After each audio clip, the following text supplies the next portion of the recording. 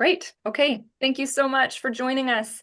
I'm sure that we'll still have some people joining us in this virtual space, but in the interest of time, and valuing all of your time, I'm going to kick us off. So my name is Haley Ross, and I work for the Columbia Mountains Institute of Applied Ecology, or CMI for short. Welcome to this event. Thanks for joining us. We are hosting this event in partnership with a number of organizations who I want to recognize right now.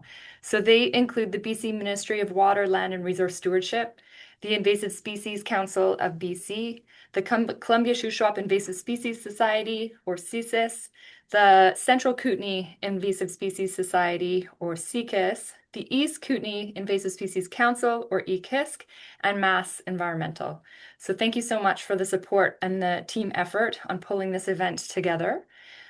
Collectively, our organizations want to express our thanks and gratitude to the following organizations who provided some financial support for this event to allow us to bring it to you for free. And those organizations are our Columbia Power, Fortis BC, FWCP, so the Fish and Wild Compensation Program, CICUS, EKISC, and Poisson Consulting. So big thanks to all of them. Now, before I get going too far into the event details today, I just want to pause and get us started in a good way. I think it's probably fair to say that all of us are working in land management or land stewardship in one form or another. And so I think it's prudent and important for us to acknowledge the Indigenous people who have stewarded this land since time immemorial. So for myself, zooming in from Revelstoke today, and recognizing CMI, I want to acknowledge that the region that we work is the unceded homeland of the Sinixt, the Shequapum, the Tinaja, and the Syilx Okanagan peoples. And so I want to give you a chance to provide your own acknowledgement, and this is going to be a great way to make sure that you have your chat open because we're going to be using this later today. So open your chat if you don't have it already open, and please feel welcome to introduce yourself, where you're zooming in from, and the Indigenous territories of your region that you work within. And so as those acknowledgements start to roll into the chat, it's fun to see those come in. I'm going to take advantage and just introduce really briefly who CMI is, who we are and what we do, because I know that there's a number of folks joining us today who are new to our network. So CMI is a nonprofit organization. We serve as an association of sort for people working in in applied ecology. And we do essentially things like this. So we put on professional development opportunities that come in the form of conferences, workshops, webinars, field-based courses, data science courses, and that sort of thing. We take on sort of simple skill building things, as well as more complex land management conundrums, such as what we're going to delve into today. So the website, of course, is a really great place to find resources and more information about what we do. But with regards to resources, there are a number of proceeding documents in there accessible for free from all of our large events. And there are recordings from events such as this, as well as a regular winter webinar series that is really popular. And I just encourage you to go there and have a look. And then I just wanted to do a shout out to our membership. Anybody who has joined CMI, thank you for your support. Anybody who might be interested in taking out a membership with us, of course, we have some financial support for events like this that help us to put the events on, but what really lends to our financial stability over the years is our membership. So I encourage you to join CMI, and I give a thanks to our members who are already with us. All right, so with that, I'm just going to dive now into some housekeeping details. So as you probably saw on your screen when you joined this virtual space with us, this event is being recorded. The recording is going to be posted to the event webpage after I've had a chance to edit it and pop it up there. So that recording is available to you to revisit all the material that we're going to cover and for you to share with your network. If you don't want to appear in that recording, you just keep your cameras off. And to that end, I was actually going to encourage that folks keep their cameras off today, just as a way of keeping the bandwidth manageable for folks who don't have such robust connections. You'll also notice that you were muted when you entered this meeting space with us, and I'd like to encourage everybody to remain muted, and that will just keep our distractions down for our speakers. The other thing I want to mention is that we encourage you to ask your questions. That's the bonus of being able to attend this live session. And so the way in which we're going to do that is we're going to ask you to put your questions in the chat. And then there are a number of Q&A sessions that we have scheduled over the next 2 mornings together. And myself and my colleagues behind the scene here are going to try to relay those questions to our speakers, and we'll get to as much of them as we can. Okay, I think that's all I wanted to say for housekeeping details. I'm going to introduce the folks who you're really here to listen to now. So I'm going to start with David DePop. I'm going to read a bio right now. So he is an aquatic biologist and a senior resource manager with over 40 years experience in fisheries management and restoration, who's now semi-retired and living on Vancouver Island, as we all wish we could do. Until recently, he worked in government as a senior management in a senior management capacity with fish habitat restoration initiatives. Following the outbreak of whirling disease in Alberta in 2016, David led the research, subsequent development, and implementation of decontamination protocols and procedures for the government of Alberta as a member of the Provincial Whirling Disease Task Force. Now, I'm going to pass it on to David in just a moment. Excuse me. But before I do, I want to just introduce our next speaker so as to not interrupt the flow later on.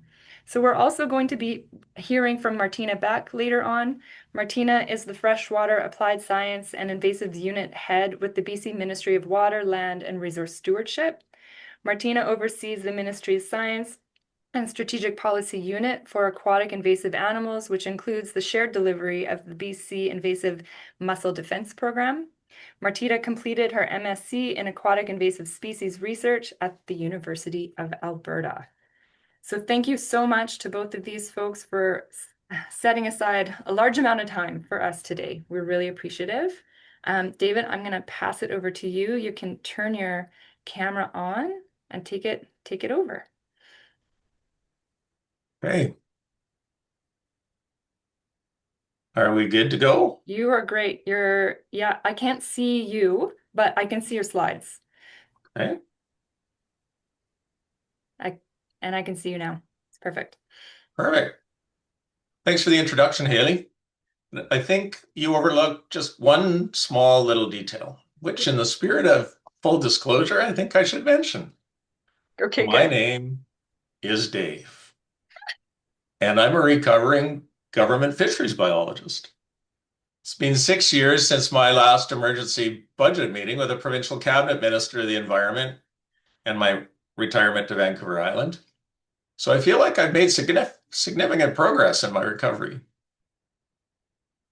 I've spent much of the last 43 years of my career working primarily for government, as you mentioned, as a senior natural resource manager. My formal education is as a fisheries biologist, but over the course of my career, I've been extensively involved in the management of fisheries, wildlife, species at risk, and aquatic invasive species in several provinces, US states, and briefly abroad for a brief stint with the United Nations, designing fish hatcheries in post-war-torn Croatia. Over the course of my career, it's been my experience that the most effective tool a natural resource manager has in his toolbox is education.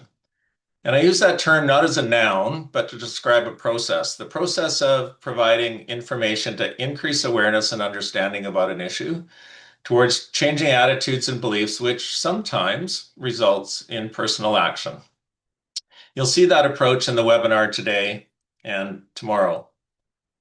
Thanks for the opportunity to support your interest in learning more about whirling disease. I've titled this introduction, Whirling Disease, Reshaping Aquatic Ecosystems Across North America, because whirling disease is an agent of change, and we need to adapt the way we manage our fisheries as a result.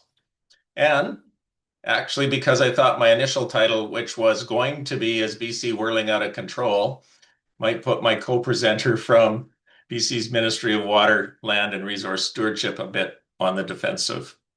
So a quick overview of the topics we're going to cover in the webinar this morning. In the next 2 hours, I'm going to do my best to answer a couple of questions. What in the world is whirling disease? We'll do a deep dive into the life history, epidemiology, and biopathology of the disease. And secondly, Are we spinning out of control? We'll look at where the disease came from and where it's apparently going. And then Martina's going to talk about the relentless march westward, or the current distribution of whirling disease in BC, regulatory requirements, and current monitoring and planned actions by the BC government. Tomorrow, we'll give you some tools to help stop the swirl and some things to think about when you're planning projects in the wet in this new age of whirling disease. We'll sum up with things that aquatic invasive species, fisheries, and aquatic resource managers are doing to combat the spread of whirling disease, and then end with some breakout groups to go and work on ideas for education and outreach as part of a regional plan. So to start us off today, I have a riddle. I drift as a tiny spore, searching the worm to claim its core. Inside I morph and sprout three long tails to stay the river's flow. I hunt the young with silent might and twist their spines into a blight. What am I? Of course, everybody knows the answer to that question now. So we're going to take a poll. How much do you know about whirling disease? I'll give everybody a minute. Haley's going to put up the poll to answer the questions before we get started. Haley will see your responses and let us know where the majority of you see yourselves.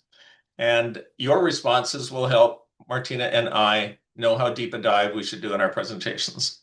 Please choose a response which best fits right now, because you're all going to be whirling disease experts by tomorrow.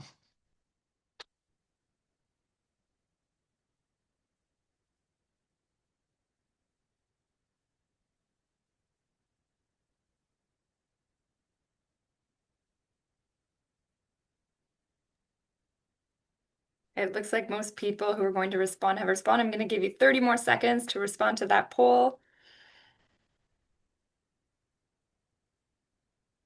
Okay, I'm going to end it now and sharing results. Wow, well, it looks like we've got quite a broad or diverse audience this morning with a broad range of knowledge about aquatic invasive species and whirling disease. A few grand poobahs, some people trolling for more information about aquatic invasive species, and lots of people fishing for information about whirling disease. That's great. It means that there will be a few morsels in our presentation for the sharks or grand poobahs amongst you, and a bucket full of bait to hook everybody else.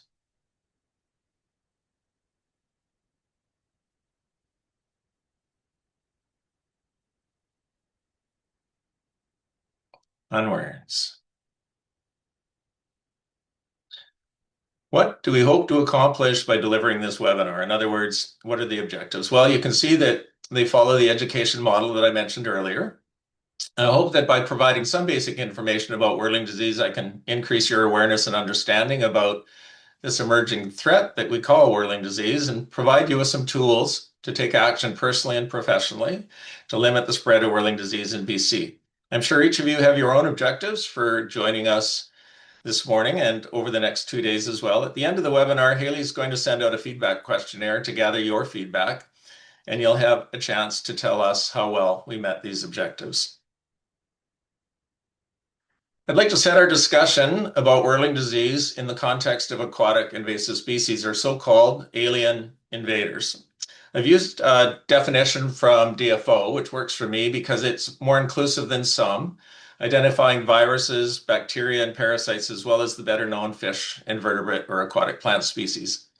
I've chosen a few of the better-known culprits in this slide, some of which occur in BC, well, thankfully, others don't.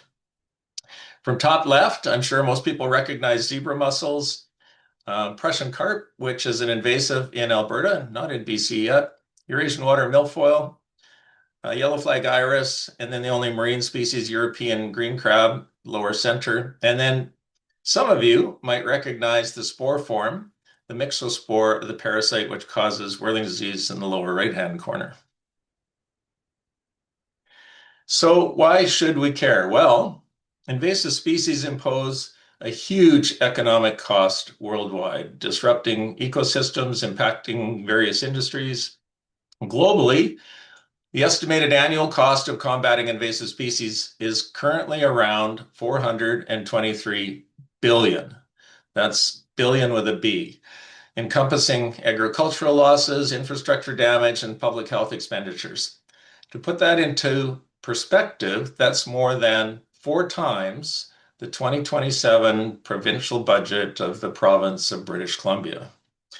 In the US alone, costs are estimated at more than 275 billion, while in Canada, costs are estimated at around 29 billion annually.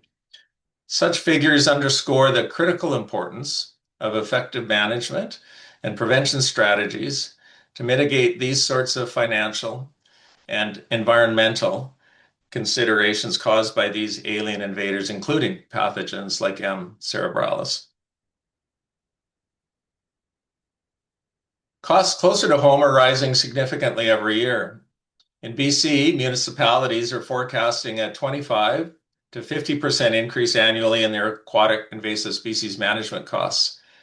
Rates of inflation, or invasion, sorry, are increasing, not decreasing, despite our best efforts. In part due to new trends in travel, like destination fly fishing tours, which have resulted in the movement of whirling disease from the US to New Zealand on chest waders, and new aquatic sports like wake surfing, where highly specialized boats pose a risk for transmission of whirling disease from lake to lake with contaminated water or potentially contaminated water in their ballast tanks. Some aquatic invasive species become a serious threat to biodiversity and aquatic ecosystems, while others not so much. What makes the difference? Well, it's actually a combination of factors. And understanding those key traits and conditions is crucial for effective prevention and management strategies for other alien invaders, like whirling disease. Their success is often a combination of biological advantages and environmental factors, allowing them to outcompete native species and establish new populations as well. From their reproductive capabilities to their ability to adapt and exploit new niches, successful alien invaders disrupt delicate ecological balances. And in my opinion, in addition to those factors shown on the slide, there are 2 other factors required to make an alien invader successful. Those are lack of public concern or personal action, and the lack of an effective long-term management strategy. And we'll revisit these criteria when we talk in more detail about the causative agent of whirling disease, Myxobolus cerebralis.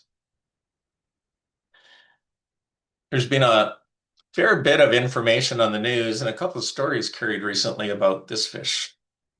Anybody recognize it?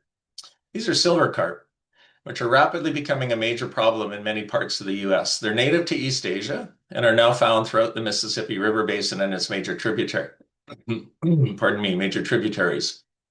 At present, electrified barriers have prevented them from entering the United States or entering the Great Lakes via the United States. According to the U.S. Fish and Wildlife Service, invasive carp management programs across the Mississippi River Basin now remove more than 20 million pounds of invasive carp from U.S. waters each year. That's a lot of dead fish. Silver carp are a close relative of the grass carp, shown in the upper right of this slide, and that's not photoshopped. Yep, they do grow that big. Grass carp were introduced into Alberta to control algae and aquatic weed growth in irrigation canals. Those fish were supposed to be sterile, but Mother Nature always finds a way, and they're now overwintering in southern Alberta. I'd like to show you a quick clip to emphasize what one aquatic invasive species can do to aquatic environments.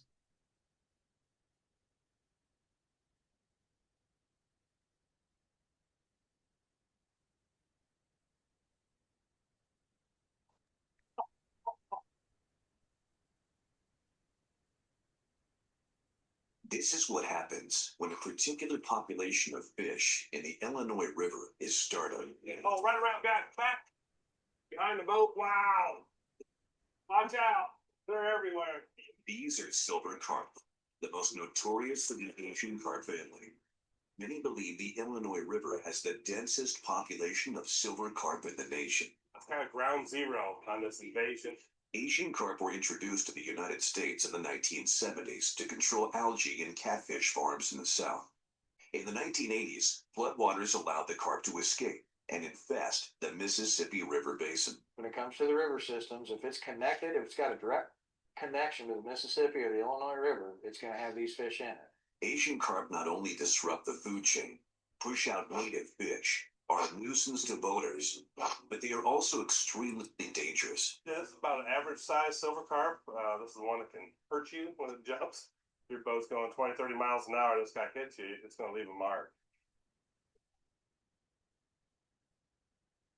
It was a flying silver carp that broke this woman's jaw as she participated in a sport created for the sole purpose of hunting this nuisance fish. The population is growing at a rapid pace. The females can lay 2 million eggs a year, and they grow rapidly. Once they get to a certain size, we don't have a predator that's capable of eating them, and they're just running unchecked. So how do we get rid of them?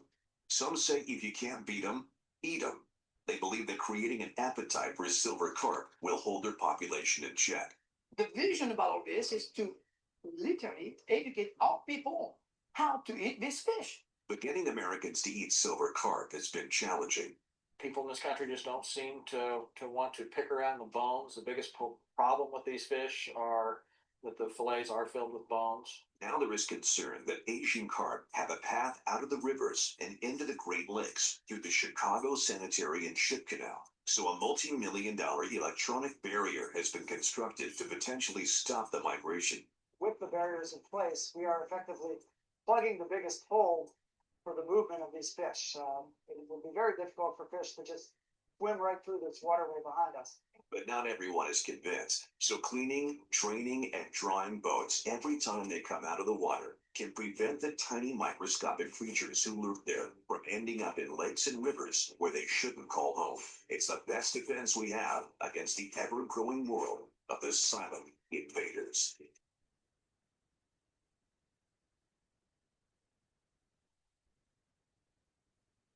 I think we should see if we can convince the BC government to adopt that if you can't beat them, eat them program for aquatic invasive species. I think bull trout would be, pardon me, I think bullfrogs would be on that list. So, why should you care?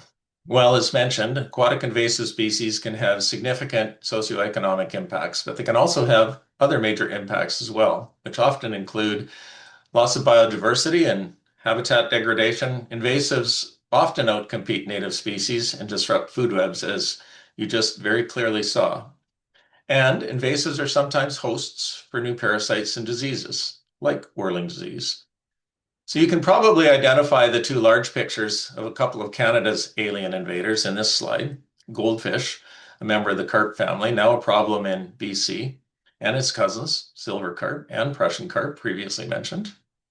And zebra mussels in the upper right-hand corner, which have invaded beaches in Manitoba and are inexorably moving from east to west across Canada. But what about the other two pictures in the lower right-hand corner of the slide? Well, those are two life stages of the parasite Myxobolus cerebralis, the parasite which causes the disease that we're calling Whirling disease.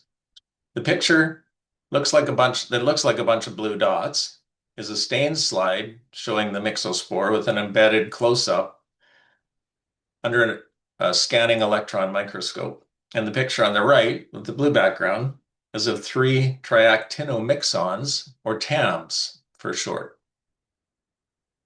Whirling disease is caused by the fish parasite Myxobolus cerebralis. Once classified as a protozoan, it's now placed within the phylum Cnidaria as a relative of jellyfish.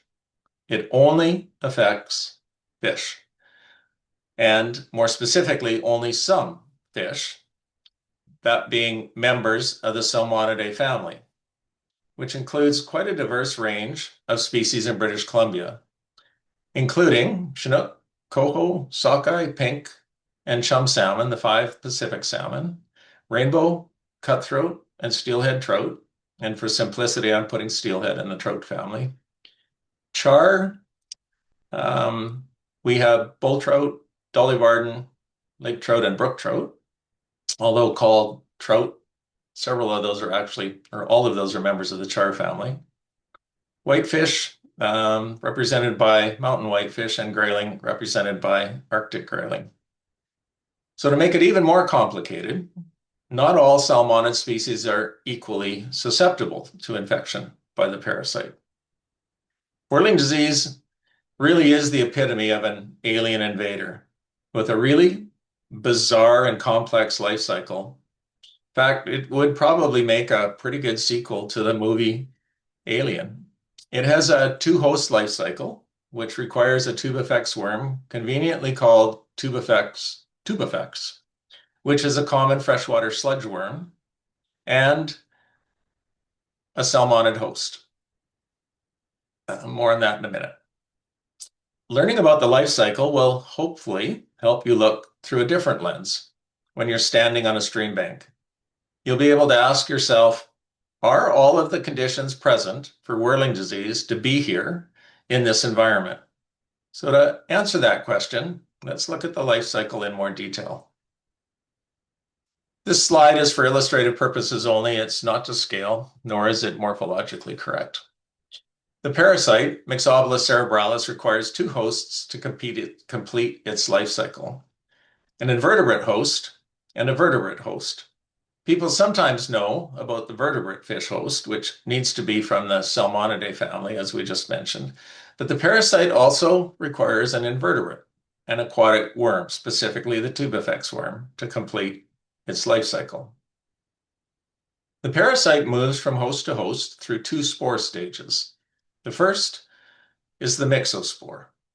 Tubifex worms will feed unknowingly on these spores, where they're found in sediments on stream bottoms or in infected, decaying fish, where they enter the gut epithelium of the worm and undergo a transformation after about 90 days into an actinospore or triactinomyxon, or TAM for short. The TAMs are then released into the water, where they become free swimming and drift until they encounter an appropriate fish host, a salmonid. When they use their grappling hooks, shown for illustrative purposes in the upper right-hand picture, those three little hooky things, to attach and penetrate the skin. So what do they actually look like? This is an actual image of a myxospore of Mixobolus cerebralis. These spores can survive in the environment, typically river sediments and mud, for decades, making eradication extremely difficult. In fact, most experts say impossible once a waterway is infected. The spore transforms as it moves through each stage of its life cycle. This is an actual image of the tubifex worm, which are the invertebrate host in the whirling disease life cycle. As mentioned, the myxospores are ingested by tubifex worms, which are tiny, bottom-dwelling sludge worms common in river sediments worldwide. Inside the worm, the spore begins to transform into the next infectious stage, the TAM. Inside the tubifex worm, the spore transforms into triactinomyxons, the free-swimming, fish-infecting form of the parasite. TAMs are then released into the water column, where they actively seek a fish host. A single worm can release thousands of TAMs. The TAM stage of the parasite attaches to the fish host using its three hook-like appendages as anchors. It infects the fish by firing what are called polar filaments. These are similar to jellyfish stingers, hence the taxonomic classification, which pierce the skin epithelial cells. It releases sporoplasm, a packet of cells, directly into the fish. These migrate through the nervous system to the head and spine, where they attack and consume cartilage. Fry, newly hatched salmonids, are vulnerable from about 2 days post-hatch. Fish that are less than 9 or maybe 10 weeks old are the most vulnerable to infection because at that stage, they're predominantly cartilage, which is what the parasite feeds on. By the time fry are 10 weeks old, their skeleton has mostly ossified or turned to bone. As a result, newly hatched fry and young of the year salmonids are far more susceptible to whirling disease than adult fish.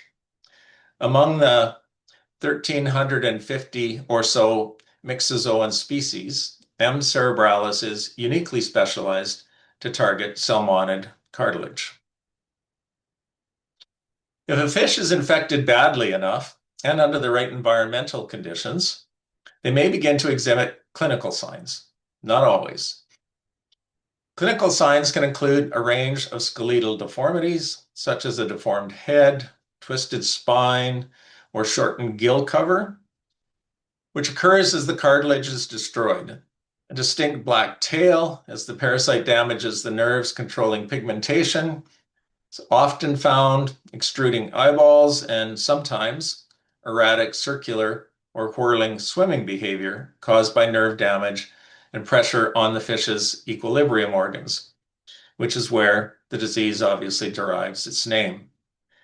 If fish are exhibiting these signs, it is very unlikely that they will survive, given the physiological damage and their inability to avoid predators or feed very well. When heavily infected fish die, tubifex worms will feed on the carcass, digesting the myxospores and repeating the life cycle of the parasite. It's important to point out that just because a fish carries the parasite, it doesn't actually mean it will always die. Some species in the Salmonidae family are more susceptible to infection than others. We'll talk about that a little bit more in a minute. In fact, you'll learn when we talk about the distribution of whirling disease and management strategies that it's possible for a watershed to test positive for the parasite, but fish may never actually exhibit the disease. So, to summarize the dual host life cycle of Myxobolus cerebralis, for whirling disease to occur, both an invertebrate host, the tubifex worm, and a susceptible vertebrate salmonid host must be present. The myxospores are ingested by the tubifex worm. TAMs are released.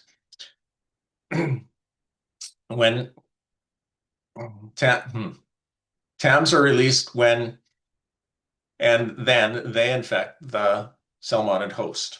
The salmonid host dies, decomposes, and releases myxospores into the sediment, and the entire life cycle starts anew.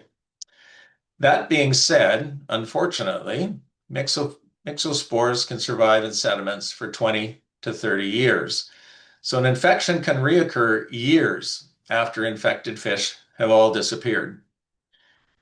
The triactinomyxon phase, or the TAM, the grappling hook-shaped spore, must reach a fish within days of release for it to be infectious.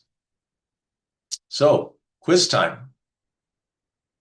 Which of the following can get whirling disease? Okay, I'm launching a poll. Should be able to see that now. Yeah. Thank you, Haley.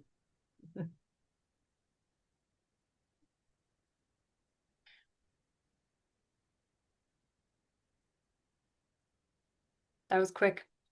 That was quick. Looks like people were listening.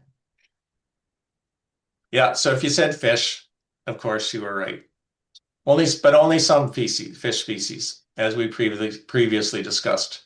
Recent research confirms that whirling disease spores can pass through the digestive tract of some avian species, piscivorous or fish-eating fish, like northern pike, and some mammals, and remain infectious. However, birds and mammals, including us people, cannot be infected by whirling disease. So now that you know the clinical signs or pathophysiology of whirling disease, what do these symptoms look like in live fish? Some of the signs we've identified are skeletal deformities observed as bent or twisted spines, shortened jaws and foreheads, shortened gill covers, fish biologists call those operculums, and bulging eyes. Some fish may have blackened tails, while others may exhibit the classical whirling swimming behavior. Remember that young fish, fry up to 9 weeks of age or so, are more susceptible to infection than adult fish. And these clinical signs are not always present, as some fish with low susceptibility to the disease can be asymptomatic carriers. So this is a video of a rainbow trout fry infected with whirling disease. This little guy is about 6 weeks old and is heavily infected with whirling disease, exhibiting all of the classical symptoms, whirling, spinning behavior, resulting from neurological damage. This fish will almost certainly die. You can see that it can't swim very well because of the infection. These are rainbow trout from the Oldman River in southern Alberta. The first thing that jumps out is the obvious black tail and bent tail. The infected fish also has a clearly shortened operculum and a protruding eyeball.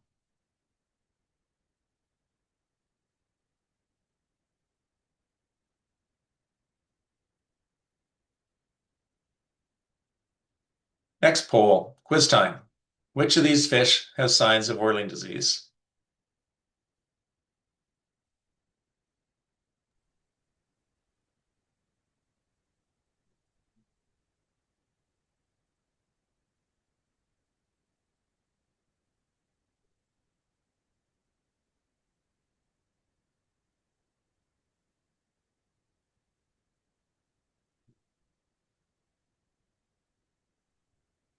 How are we doing, Haley?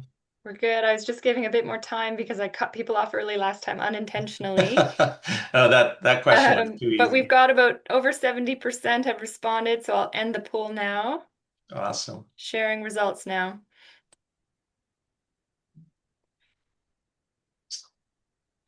Yeah, easy peasy lemon squeezy. You said all of them you were correct. Pretty easy, right? Because they all had that telltale black tail.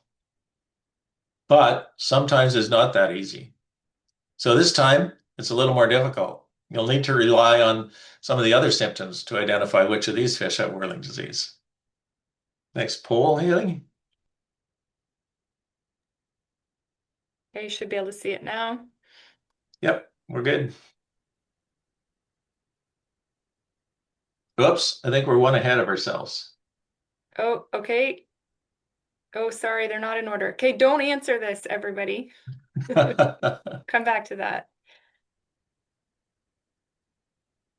think it's poll number 4. Yeah, there you go. Perfect. Apologies.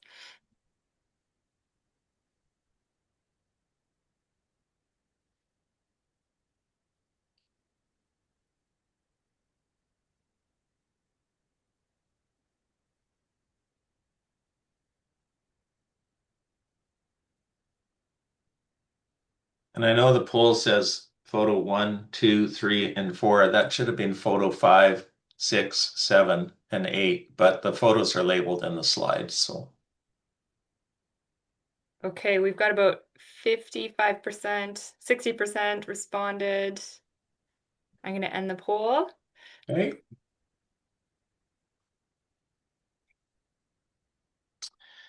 Wow.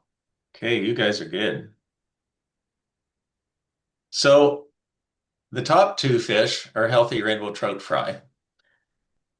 Fish number 7, the one in the lower left-hand corner, has a shortened operculum or gill cover if you look closely, and has whirling disease.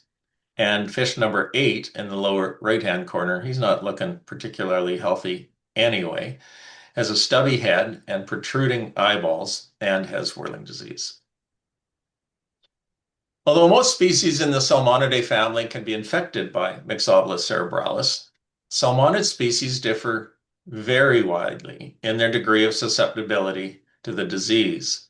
This variation is largely influenced by genetic resistance and evolutionary exposure to the parasite. Mixobolus cerebralis, as you're soon to see, likely co-evolved with brown trout in Eurasia, producing partial resistance in brown trout. North American rainbow trout and brook trout, lacking this evolutionary history, show catastrophic susceptibility. Highly susceptible species like sockeye salmon, rainbow trout, and brook trout often experience severe skeletal deformities and high mortality rates when infected as juveniles. Brown trout show moderate susceptibility, while cutthroat trout susceptibility can vary significantly depending on the specific strain of fish. The char species, commonly found in British Columbia, Arctic char, Dolly Varden, and bull trout, are generally less susceptible than the most vulnerable trout species, though they're not equally resistant.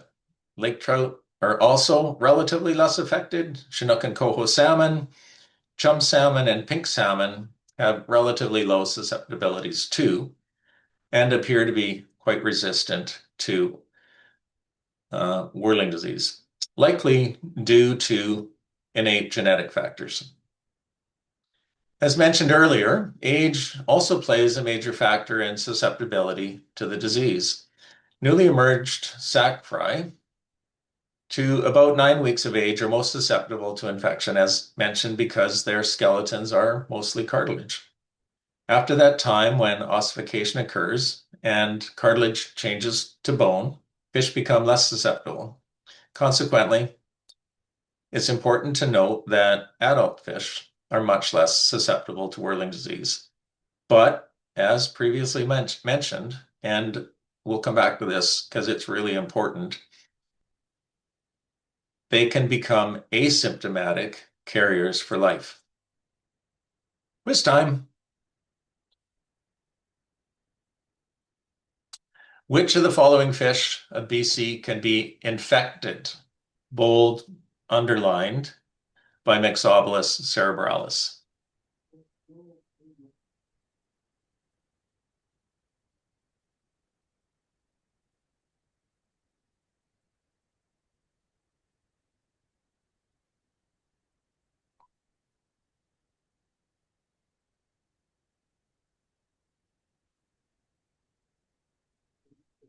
This is for the grand poobahs that have excellent fish identification skills. I know it's a little tough when you don't know or potentially don't know who's who in the zoo in that slide. All right, I closed that poll. People were, Yeah. yeah, Okay. great. So even without knowing which of those fish were which, if you said all of them, you're correct because they're all members of the Salmonidae family. The hint was they all have 8 fins. The key words here are infected by the parasite as opposed to susceptible to the disease. For those of you who wanted to test your fish ID skills, the fish in the pictures are A is an Arctic grayling, B is a brook trout, C is a brown trout, D is a mountain whitefish, E is a cutthroat trout, F is a bull trout, G is a rainbow trout, and H, of course, is a sockeye salmon and its freshwater cousin, the kokanee. All salmonid species can be infected by the parasite, but salmonid species, as mentioned, vary widely in their susceptibility to the disease and display symptoms ranging from dramatic changes in form and function to being asymptomatic carriers, which display no external changes. New research is helping us to better understand why that is. So why is a two-host life cycle like that of whirling disease of such interest to fisheries biologists and aquatic resource managers? Well, one of the things we're going to talk about tomorrow is how best to manage whirling disease and its spread. Suffice to say that a two-host life cycle means that whirling disease can be very easily spread by the presence of either spore stage, myxospores or TAMs, infected fish, or infected tubifex worms, which means that contaminated water, contaminated sediment, or equipment can all be a vector for transmission of whirling disease. So there is a lot of research being conducted to understand more about the two-host life cycle, and in particular to understand why some salmonids are more susceptible to infection than others. Some of that research is devoted to learning more about the spore phase and its intermediate host of the tubifex worm. Some of those findings are helping us know more about how it's transmitted and where we expect to find it in the future. For instance, we now know that temperature is important to TAM production. Optimal TAM production occurs at 13 to 15 degrees. Above 20 degrees, TAM release is halted, and at temperatures over 30 degrees, the TAM is irreversibly degraded. Cold temperatures, 5 degrees or so, slow development, and of significance, prolonged temperatures below -20 destroy the spore. Dense tubifex populations thrive in fine sediments with high organic content, what you typically consider as mud in low gradient meandering streams. Fine sediment and channel gradient, along with fish species composition, are now becoming some of the best predictors of disease presence in wild trout streams. One of the primary causes of the early spread of whirling disease in the US was through the stocking of infected fish from infected hatcheries and commercial aquaculture operations. Intensive aquaculture operations, as some of you probably know, tend to rear young fish at high densities, which dramatically increases their risk of infection, and also tend to raise economically profitable species like rainbow trout, often considered the Hereford cow of the aquaculture industry, which, as you now know, is highly susceptible to infection by whirling disease. That would not likely occur today, as all fish culture facilities in Canada are subject to stringent licensing requirements by both the provincial and federal governments and are required to conduct regular sampling for disease. I think Martina will talk a little bit more about that later this morning.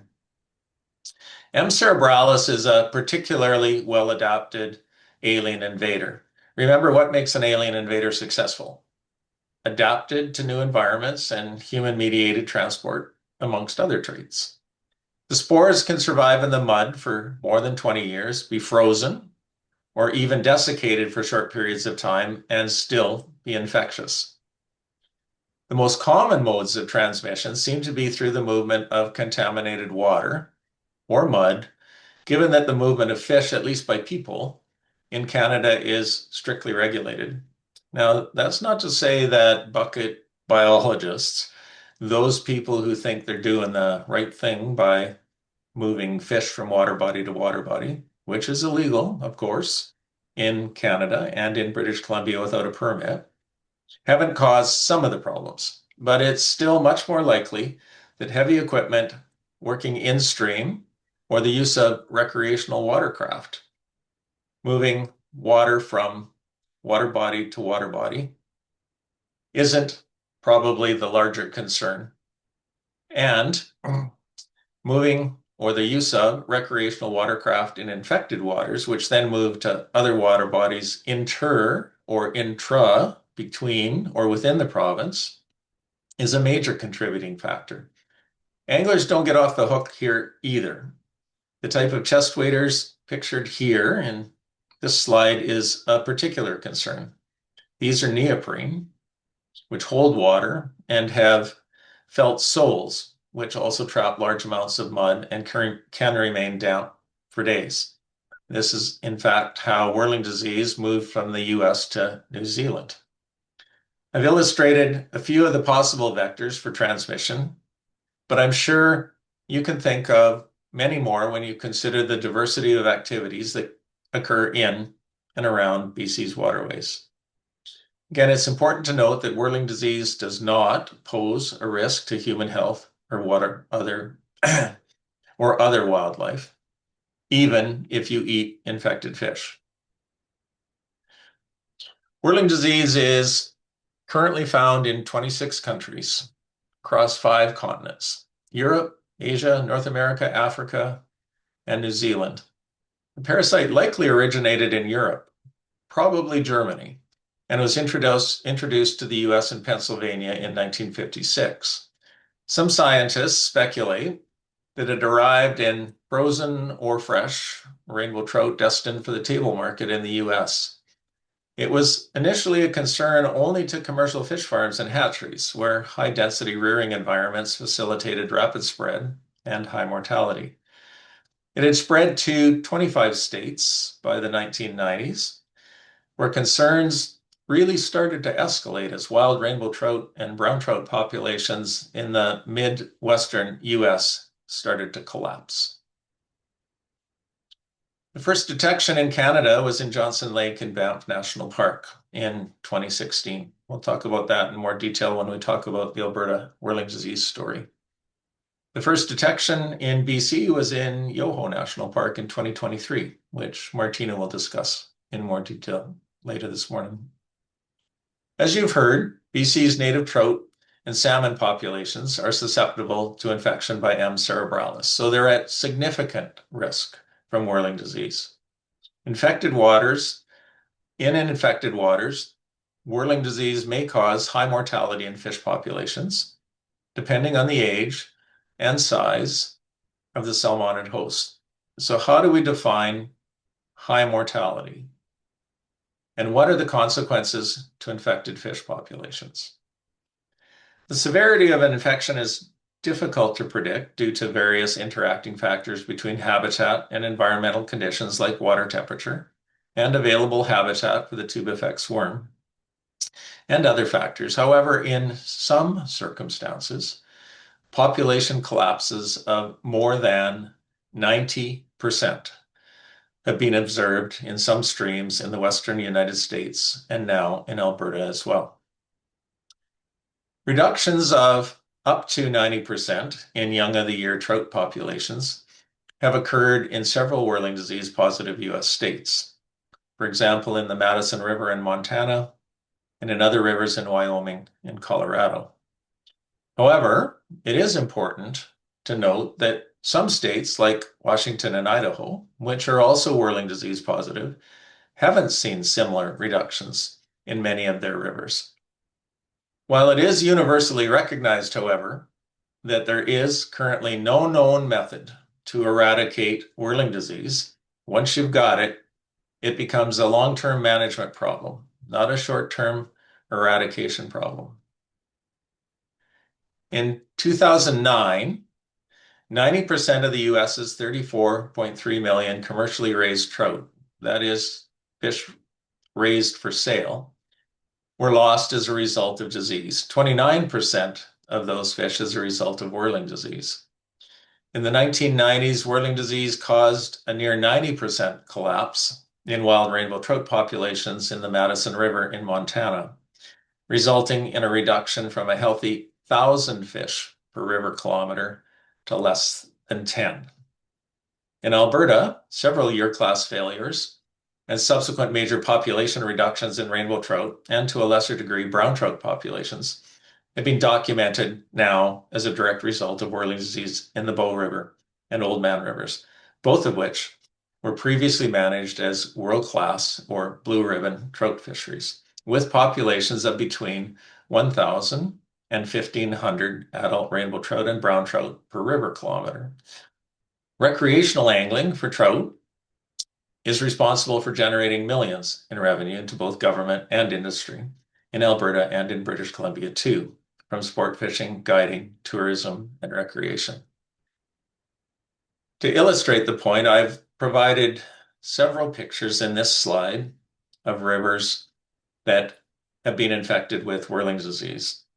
Those three systems on the left are pictures from heavily infected whirling disease systems in Colorado and Montana.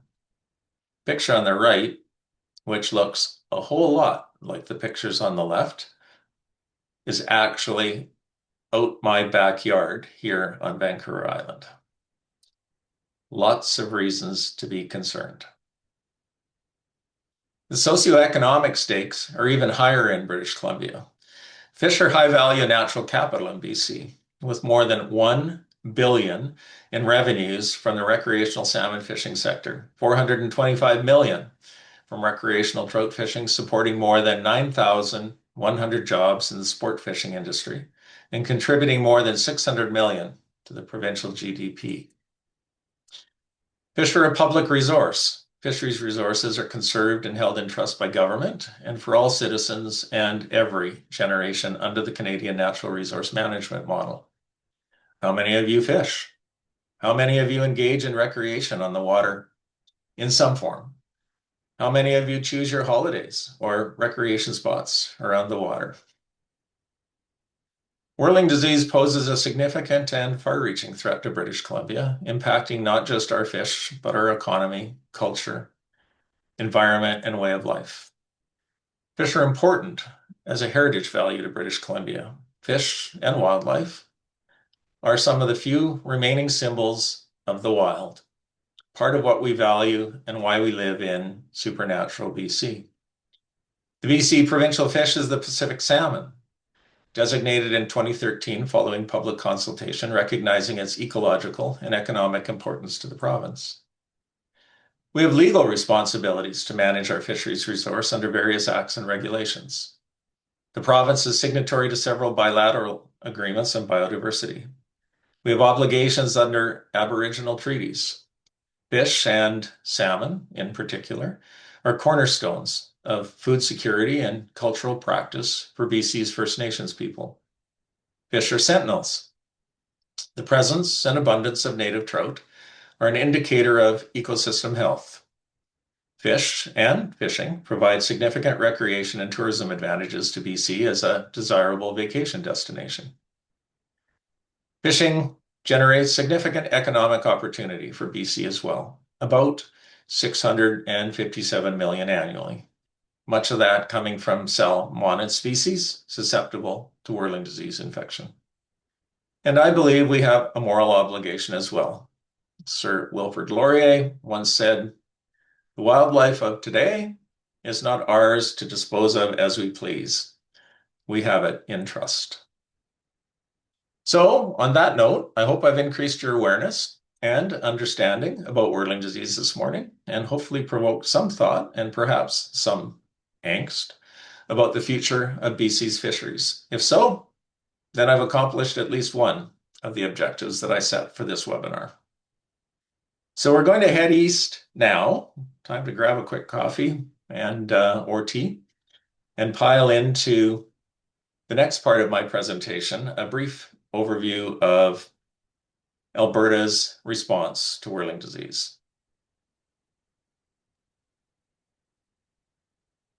David, I'm just going to interrupt you right now to make sure you realize you're getting a lot of applause and thumbs up, and let folks know that I know that folks have been putting some questions in the chat, and we've tracked those, and there is a Q&A session coming up, so we will get to them. Great, perfect. And hopefully I don't muddle up loading this next presentation.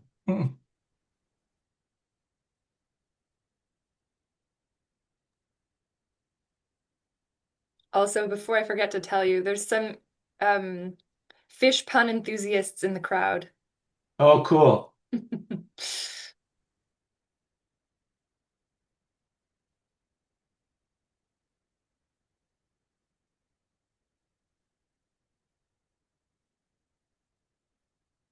How are we doing? How's that look? Looks great on my end. Okay, so quick sip of water because I'm doing a lot of talking and my voice is getting dry.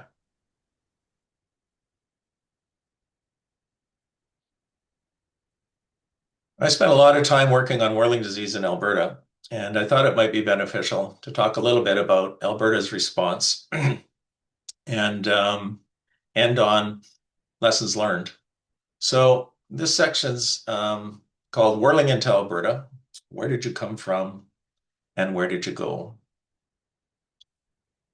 I'm going to give you an overview of the Alberta government's response to becoming whirling disease positive with an emphasis on some of the key actions taken and why, and a brief summary of lessons learned as a result. I originally titled this topic Spinning Out of Control, referring to whirling disease, not Alberta. But in retrospect, I realized that could have been misunderstood, and in deference to my Alberta colleagues, who I think have done an amazing job managing this threat, I've changed the title to Whirling into Alberta. Well, no one knows for sure, but our best guess is that whirling disease arrived in Alberta via one of the more common transmission methods that we discussed earlier, likely via infected waterfowl or fish. Despite the tireless efforts of our elite cadre of highly trained otters patrolling our waterways and Canadian guard geese patrolling the skies. Alberta has 7 major watersheds, which includes the Milk River Basin, which crosses into the United States, flowing south through the whirling disease positive state of Montana to the Gulf of Mexico. And Alberta is on many of the major flyways for a large number of migratory waterfowl. And as we all know, even our namesake, the Canadian goose, disregards international border security as a sovereign citizen. Carl Sagan, a renowned American astronomer and a pioneer in the field of exobiology, was fond of saying on his 1980s TV show Cosmos, I know I'm dating myself here a little bit, that the absence of evidence is not evidence of absence, which may have been true of whirling disease in Alberta as well. You see, as a response to the early outbreaks of whirling disease that were occurring in the US in the mid-1990s, Alberta implemented its own thorough testing program in 1997, which continued until 2003. During that time frame, there were 0 detections of whirling disease found. So either we missed it then, or it had not reached detectable levels. Detection methods, as you'll learn today, have dramatically improved since the 1990s for whirling disease. Suffice it to say, Alberta likely caught the parasite at some point between 2003 and August 2016. So for our purposes today, I'm going to assume that Alberta's patient 0 was discovered in August 2016 when a hiking veterinarian and his family just happened to observe some small fish in Johnson Lake in Banff National Park that seemed to be swimming erratically. In fact, swimming in circles, which the vet thought reminiscent of a disease he'd heard something about in university. So, what to do? Well, he called Alberta Fish and Wildlife's hotline. And I received a call from one of my senior fisheries biologists about 8 p.m., which started with, "Hey, Dave, sorry for the late call, but what do you know about whirling disease? Isn't it like some sort of fish AIDS and is really bad, right? But we don't have it in Alberta, right?" Well, the vet had pictures, which looked really incriminating pictures. And we collected samples the very next day, which were sent to the federal DFO lab in Manitoba, one of the only 2 labs able to test for whirling disease in Canada at that time, the other being here, closer to home, at the Pacific Biological Station in Nanaimo. And M. cerebralis was confirmed, giving Alberta the ignominy, of being the first province in Canada to be whirling disease positive. And as they say, the rest is history. The discovery precipitated an emergency briefing of the Minister of Environment and subsequently with the Premier too, by a few of us fisheries types who knew something about whirling disease. The Minister was sufficiently concerned following that meeting to hit the big red button. Alberta has some powerful legislative tools, one of which is the Emergency Management Act and its associated regulations, which was established to deal with environmental emergencies like wildfires and floods. But someone also had the foresight to include the introduction of invasive species into Alberta in that legislation and its regulations. The Act gives the government broad powers and provides for a command and control type process to deal with environmental emergencies. Part of that process includes the Alberta Support and Emergency Response Team, or ASERT, which coordinates training, planning, leads environmental emergency responses in Alberta for the Ministry of Environment. That team implemented the Alberta Aquatic Invasive Species Early Detection and Rapid Response Plan, or EDRR. Yeah, government likes its acronyms, doesn't it?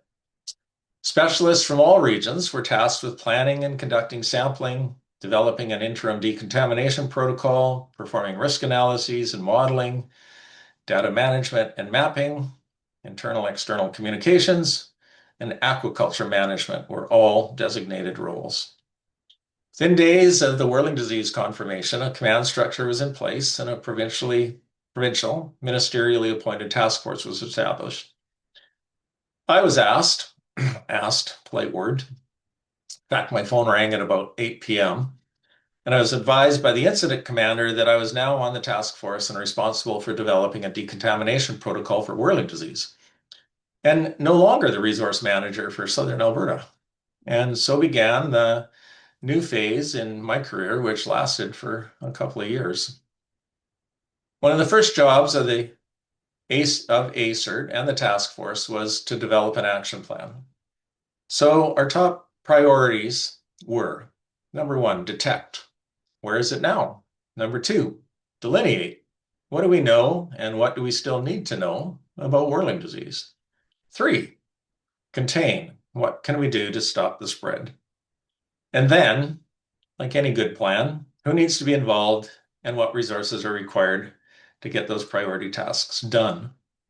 In that first task force meeting, we were asked to identify the manpower and funding required to get those things completed.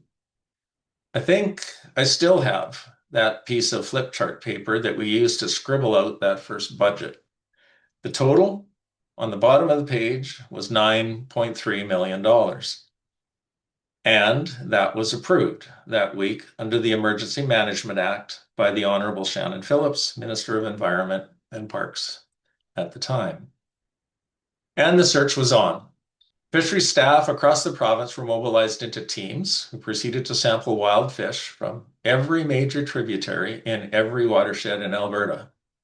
At that time, the sampling work was done most entirely by electrofishing as the preferred means of capturing a statistically valid sample of fish, that being enough fish of each species and each year class to detect the disease. Each sample of dead fish had to be carefully packaged according to a sterile protocol and shipped by overnight courier to DFO's lab in Winnipeg. Samples were analyzed using a now outdated procedure called ELISA, another acronym for enzyme-linked immunosorbent assay, and histopathology, which is thin sectioning of actual fish tissue for microscopic analysis to find the spores, both of which took several weeks for results. That process became the day-to-day work of most of Alberta's fisheries staff from 2016 to 2018. With help from across government, water resources, parks, forestry, and agriculture staff, all got their feet wet. And of course, it was an opportunity for our friends from DFO and the Canadian Food Inspection Agency, or CFIA. Martina's going to talk about that too a little bit later, to come visit as well. The massive effort determined that the parasite was found throughout much of the province. As illustrated here, at the end of 2018, we knew that 4 of Alberta's major watersheds were infected, including the North Saskatchewan, Red Deer, Bow, and Oldman River basins, but notably not the Peace or Athabasca drainages in the extreme north of the province. And no surprise, the parasite was concentrated in the southernmost part of the province. Not a surprise either, if you remember the environmental conditions for optimal TAM production that we discussed earlier, warmer water temperatures and lower gradient streams, both of which exist predominantly in southern Alberta. I'll come back to the map of the decontamination zones in a minute. The initial sampling efforts were directed at assessing wild fish populations. However, Alberta has a significant trout stocking program, like BC, conducted from 4 government-owned and operated fish hatcheries located around the province, which stock trout into about 300 publicly accessible lakes, streams, and ponds throughout the province. Alberta also has a commercial, privately operated aquaculture industry. Those are aquaculture facilities which are licensed by the Alberta government to rear predominantly rainbow trout for either resale to landowners with private ponds or to wholesalers for the table market. In 2016, there were approximately 700 commercial licenses issued, of which about 650 were for purchasing fish from a private aquaculture operator to stock your own private pond. Well, why is that important? Well, in 2016, the Alberta government issued a new ministerial order under the Emergency Management Act. That order was to quarantine all commercial fish culture operations until individual fish farms and hatcheries licensed to rear salmonids were tested for the presence of whirling disease. Testing conducted primarily by CFIA and subsequently confirmed that 5 of the 21 Class A commercial aquaculture facilities, those that are licensed to rear and distribute live salmonids, were positive for whirling disease as well.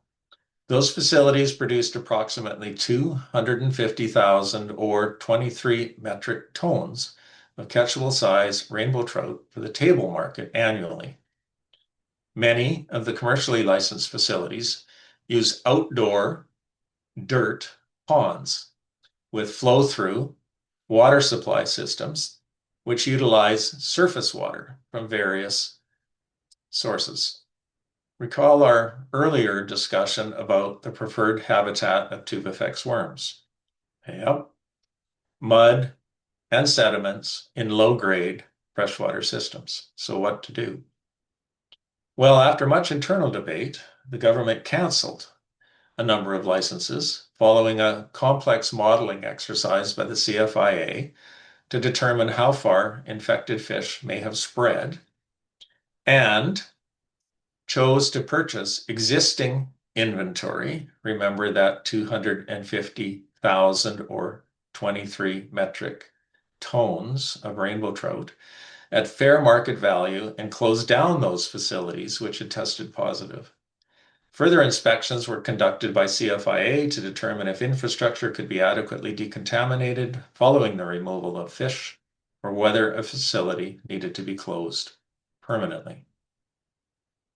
The second priority action of the task force was delineate what do we know and what do we still need to understand about whirling disease. To help answer that question, an initial risk assessment was conducted to quantify the risks in biological and socioeconomic terms of whirling disease to the province of Alberta, and to identify other emerging aquatic invasive species, which might be of immediate concern as well. To ensure that Alberta capitalized on the lessons learned from other agencies, a jurisdictional scan was conducted. This provided a snapshot of what other agencies in the US and Europe that were whirling disease positive were doing to prevent the spread of the disease. The jurisdictional scan assessed Alberta's response plan, decontamination protocols, lab capacity and analytical capabilities, and the biosecurity of the province's aquaculture facilities, both private and government. A comprehensive literature review was contracted with an emphasis on identifying gaps in Alberta's knowledge about whirling disease.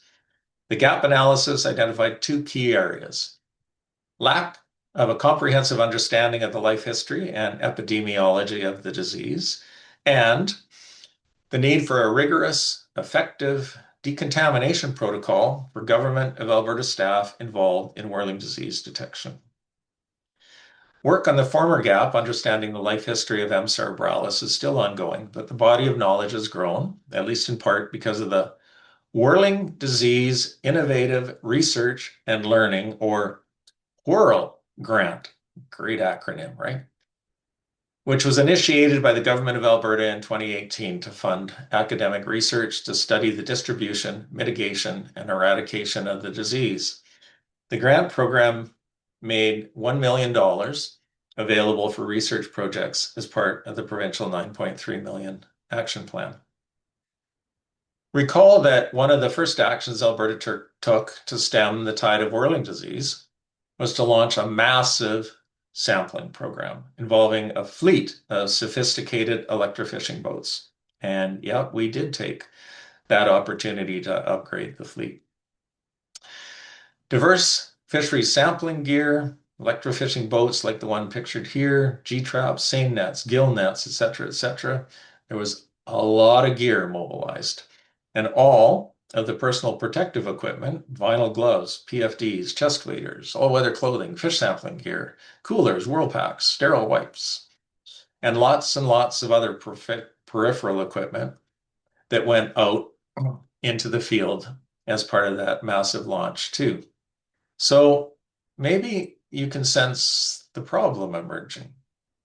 How to ensure that the work we were doing to find the disease wasn't the cause of further spread. You can read that headline in the paper now. Alberta government discovers whirling disease and in a bit of fishy business gives it a tour around the province. Not good. And secondarily, what to do with all of that disposable material that was potentially contaminated with whirling disease. Well, the solution, of course, was to develop an effective decontamination protocol that covered all aspects of the sampling being conducted by government staff. I spent several months speaking with other biologists and resource managers in the US and Europe, talking to them about what worked, and as importantly, what didn't work, to decontaminate whirling disease-infected gear. I researched a plethora of chemical disinfectants, their efficacy against whirling disease, and the precautions for using them. And I researched other procedures too, like freezing and drying equipment. The end result was the decontamination protocol for watercraft and equipment, which went into force in 2016. The document has now been revised several times since I wrote it, and it includes new research and new learnings. And I believe there's a link at the end of the presentation, or I think there was a link included in the material sent out for the webinar. 18 fisheries crews working in the field for 2 years produce a lot of disposable, potentially contaminated material. Much of it, like nitrile gloves, face masks, Kim wipes, etc., was generated from processing fish samples for shipment to the lab, all of which was bagged and tagged and returned to a central depot, typically a fish and wildlife warehouse, until we could figure out what to do with it.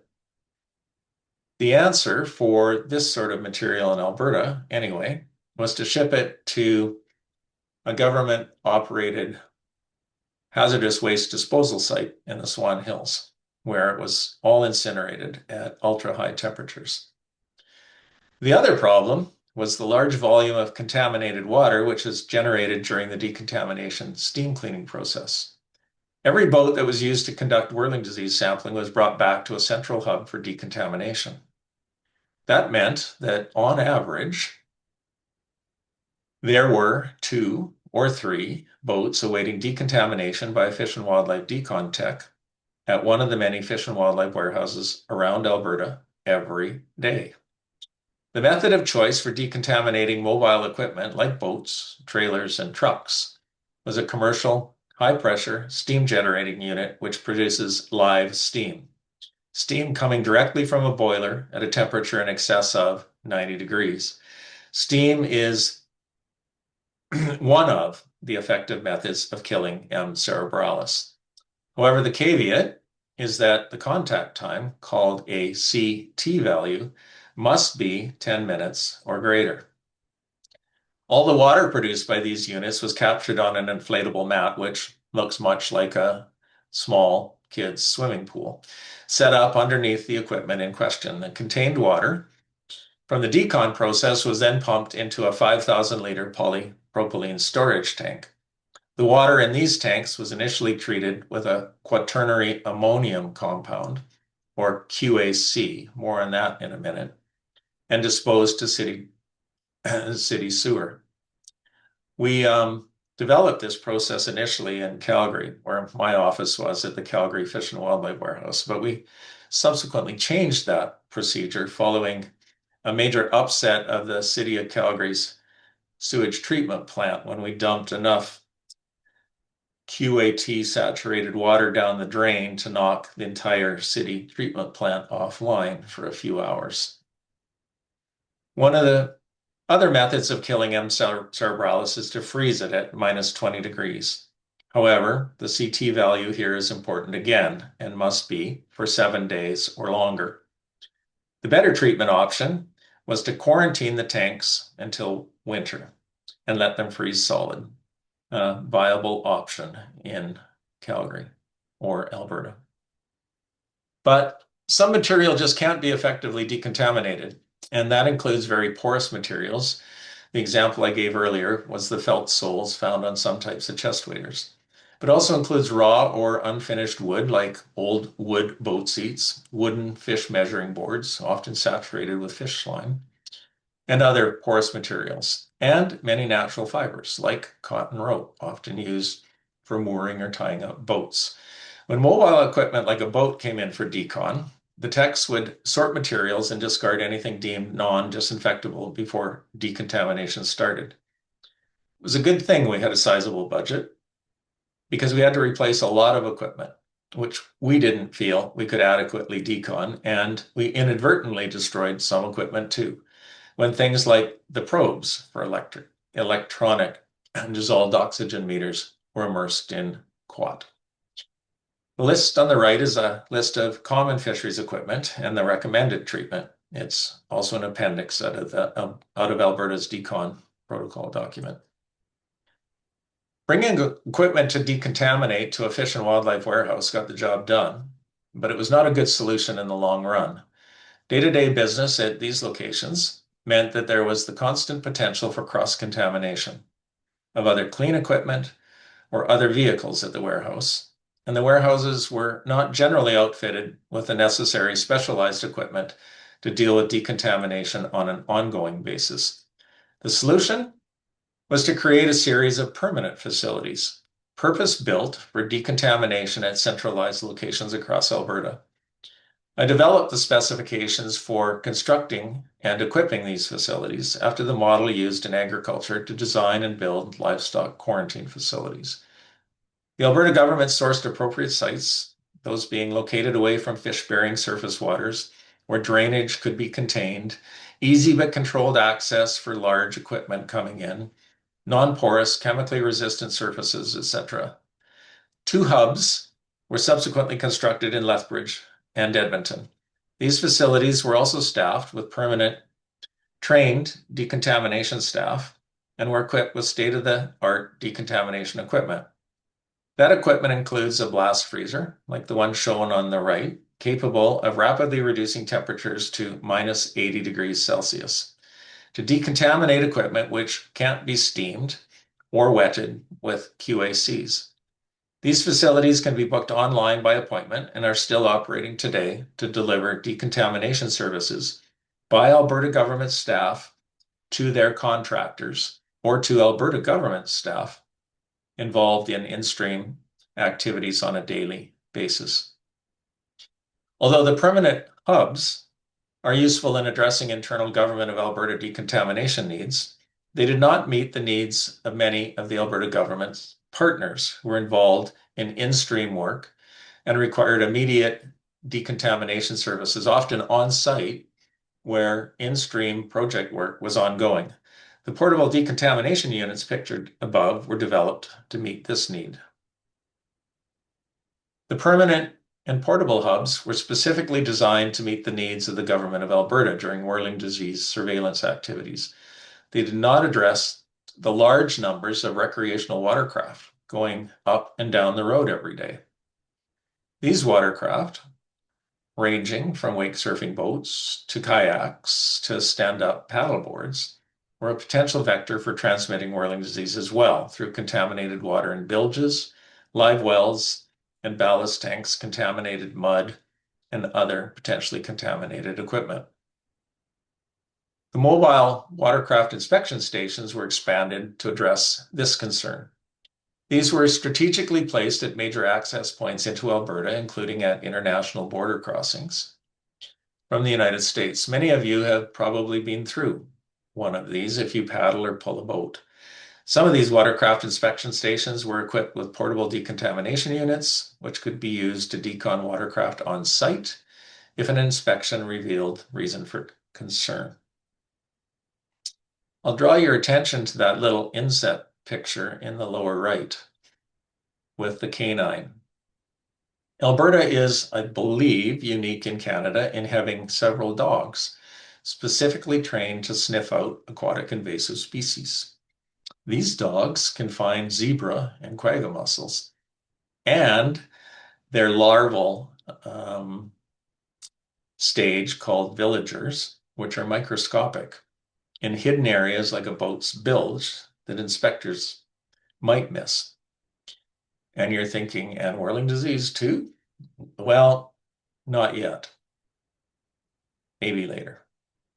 All watercraft, independent of size or type, are required to pull into a watercraft inspection station.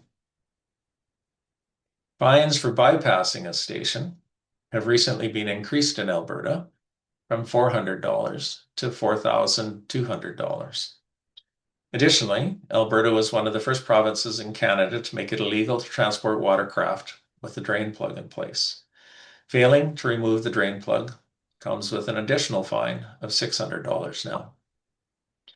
You might find it interesting to see the summary of results from 2025, now shown in this slide. In 2018, Alberta recognized that there was need to include the construction industry as a partner in the fight against whirling disease. Large earth-moving equipment, like the excavator in this slide, were often used for large in-stream projects in whirling disease-infected waterways. Other large equipment and materials like rig mats and temporary bailey bridges were also used in-stream to prevent erosion and harm to fish during the construction of bridges, pipeline crossings, and other infrastructure. Following a large public consultation process with organizations like the Alberta Construction Association, an additional decontamination protocol was developed to specifically address these sorts of operations. Adherence to this protocol is mandatory for any contractor working for the government of Alberta. In turn, recognizing the additional costs this would incur to industry, the Alberta government also agreed to provide decontamination services at its decon hubs or on-site by Alberta government decontamination technicians to industry free of charge. The work developing the decontamination protocol for Alberta government staff was risk-based and identified the need for a multi-pronged approach, that is, one size does not fit all. The protocol identifies a three-level decontamination procedure dependent upon risk. Level 1 is a clean drain dry only, low risk in what we call the white zone. And on the map I've provided, it's kind of that lightly tinged yellow area. In other words, not the red and not the darker yellow areas. This is low risk areas where aquatic invasive species or whirling disease has not been confirmed and is typically a low population base. Level 2 requires a stream-side quaternary ammonia compound treatment.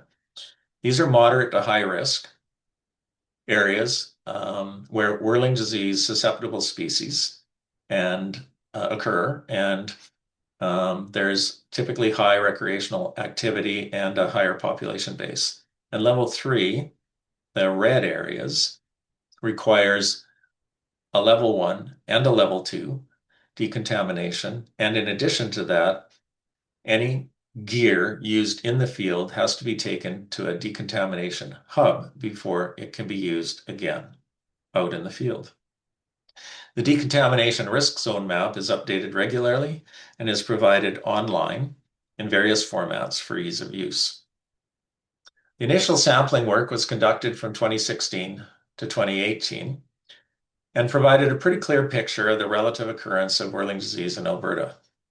Generally speaking, the prevalence of M. cerebralis decreased in prevalence from north to south in the province.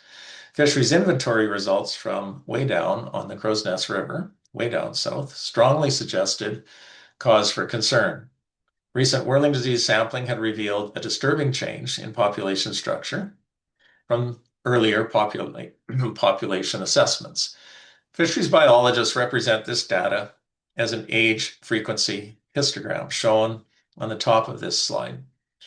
These histograms show the relative number of fish per river kilometer, 0 to 1,000 on the y-axis, and the age of the fish from yearlings to 6+ years old on the x-axis.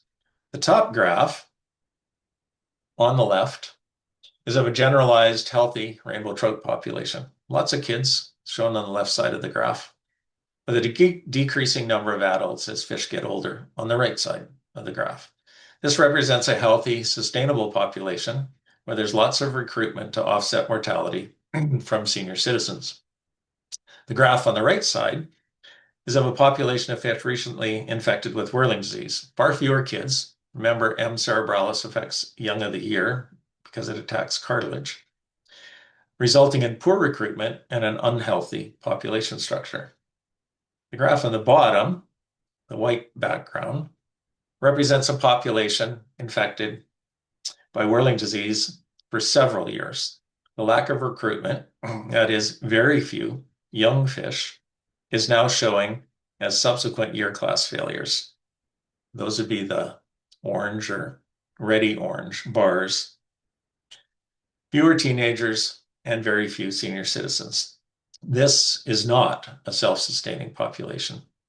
So in 2019, Alberta fisheries biologists set out to better understand what was happening in the Crozet River. Sampling was again conducted using backpack electrofishers. And what did they find for a year class structure? Well, if you guess that graph on the right or the graphic on the left representing a high severity infection, you'd be right. Very few young of the year trout representing a high severity of whirling disease infection, and an age frequency histogram typical of a collapsed trout population. So, fishery staff wanted to quantify how the parasite was affecting this fish population. A number of random sites on the river were selected for the project. At each of these sites, sentinel cages were installed that would eventually house known uninfected fish, rainbow trout specifically. This would allow us to understand the distribution of the parasite in the watershed, as well as the concentration of the parasite.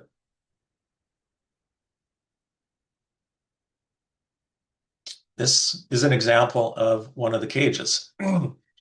Screens on the front and the back to let water flow through, and an outer PVC ring to float it. This is a close-up look at the cages. Sentinel fish, healthy rainbow trout, were put in the cages, and they were obtained from a disease-free hatchery. Biologists then sampled river mud and sediments, pardon me, to determine the abundance of the tubifex worm in the sediments at each site. The presence of TAMs in the sentinel fish was determined in the lab, and the prevalence of the parasite over time in fish placed in the cages was monitored. Control was also set up with rainbow trout that were reared from another creek, Lions Creek, close by, a tributary to the Upper Crow's River that was whirling disease free. The analysis of these mud and water samples confirmed our suspicions. There were very, very few young salmonids in the Crow's River system because of a very, very heavy M. cerebralis infection. The figure on the left shows the number of TAMs in 1 liter of river water relative to a number of other heavily infected rivers in Colorado. And note that there is a Fraser River in Colorado. We picked Colorado because it's a U.S. state that's been whirling disease positive for a long time. Crow's Nest River, interestingly enough, shows up as having the second highest TAM concentration compared to the most heavily infected rivers in Colorado.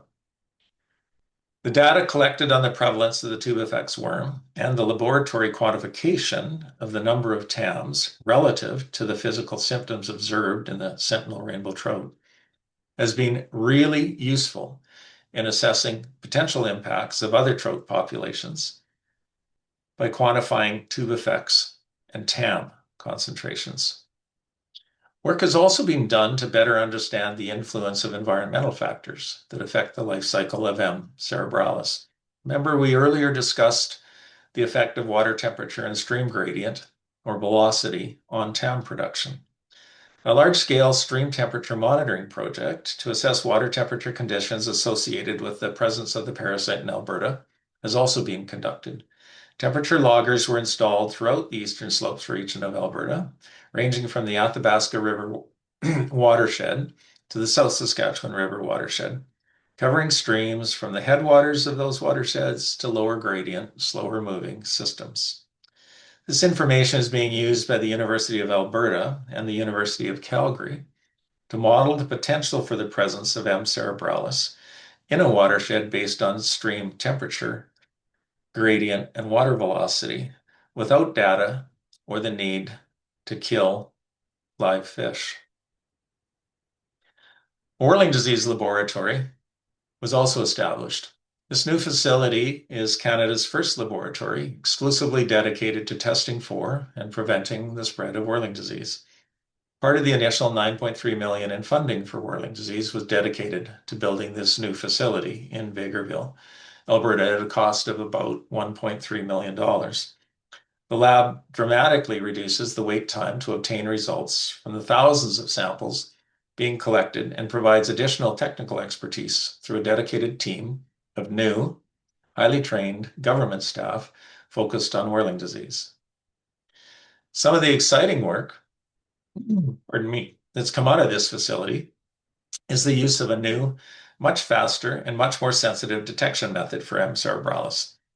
The lab is supporting the use of new methods like eDNA or environmental DNA and new tests like qPCR, which measure DNA concentrations to detect much smaller levels of the parasite within as little as 24 to 48 hours. We'll talk a little bit more about eDNA when we discuss prevention strategies and the strategic outlook for the disease. And while fisheries biologists were busy out in the field conducting their studies, a core of dedicated Government of Alberta education specialists were busy spreading the word. Government of Alberta and its partners have produced a variety of educational and technical materials to help the public and industry professionals identify and prevent the spread of Whirling disease. These resources are primarily managed by Alberta Environment staff and are often integrated with the broader Aquatic Invasive Species, or AIS, Clean Drain Dry campaigns, and other campaigns like Don't Let It Loose and Keep Wheels Out of Water. The educational materials and outreach methods are different for various target audiences. Keep Wheels Out of Water was initiated to inform four-wheel drive and quad enthusiasts about the risk their in-stream activities pose to trout eggs, incubating in the gravel of shallow streams. The message has now been adapted to include the risks these activities present to the spread of Whirling disease through contaminated mud on their equipment. The decontamination protocol is designed for Alberta government staff and the construction industry. General fact sheets have been developed for the public. Other print materials focus on a specific audience, like the boating community, while others, like the Don't Let It Loose campaign, focuses on the invasive Prussian carp that we talked about earlier, providing information to aquarium hobbyists and new anglers planning their first fishing trip. There is a quote that's often used in environmental education, which is often attributed to Benjamin Franklin. It goes something like, "Tell me and I forget, teach me and I may remember, involve me and I learn." In addition to the plethora of print materials developed about Whirling disease, there are other great learning tools too, including videos and a number of other webinars. But in keeping with the learning by doing theme, the Alberta government has targeted a number of key audiences with some more interactive or hands-on approaches to increasing awareness about Whirling disease. These include booths at paddling events, one-on-one discussions with anglers on the river, and decontamination training workshops, amongst other things. In order to reach the next generation of anglers, Whirling disease has also been taken into the classroom and is part of Alberta's science curriculum and is included in the grade 3 life cycles module when teachers talk about the life cycle of trout. So what did we learn through this process in Alberta? A stringent regulatory requirement, that is the big red button, was hugely helpful in acquiring the initial resources needed to put a provincial Whirling disease containment strategy in place. We needed to improve the biosecurity measures at our aquaculture facilities. We needed a bulletproof decontamination protocol. Lessons learned from the intensive sampling and surveillance work helped with longer-term planning.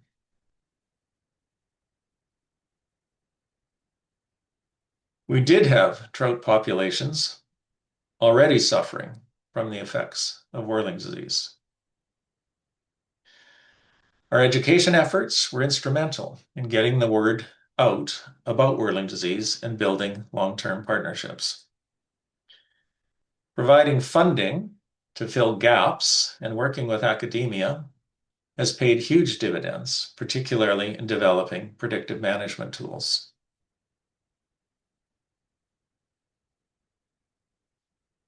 So what were the big picture takeaways?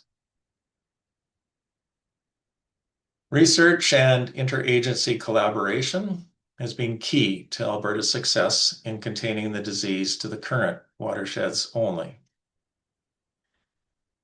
We need to better understand how some factors like genotype and other factors like water temperature and stream gradient affect the prevalence of the disease. Partnerships with NGOs and other non-government agencies is essential to spread the word. The public needs to be well informed and engaged to be supportive of government whirling disease prevention programs. And last but not least, whirling disease is here to stay, so we'd better figure out how to manage the problem effectively.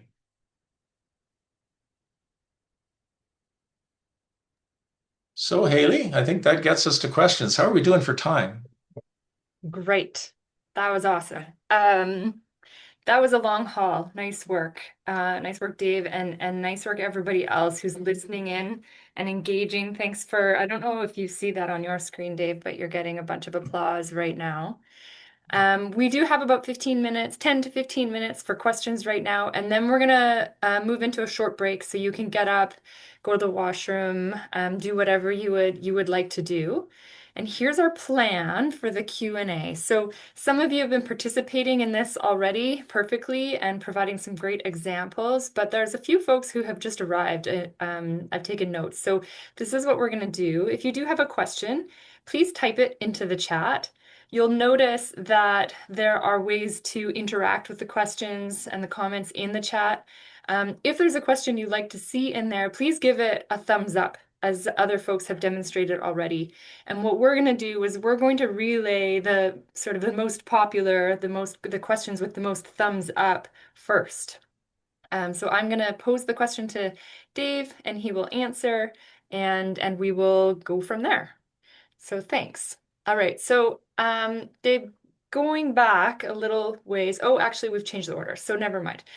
We have a question here that is sort of a combination between Kathy and Sarah, collaboration of sorts. And you've addressed it in some ways, I note, just recently, but there were a number of folks who were interested in your comments on this, so we'll ask it anyway.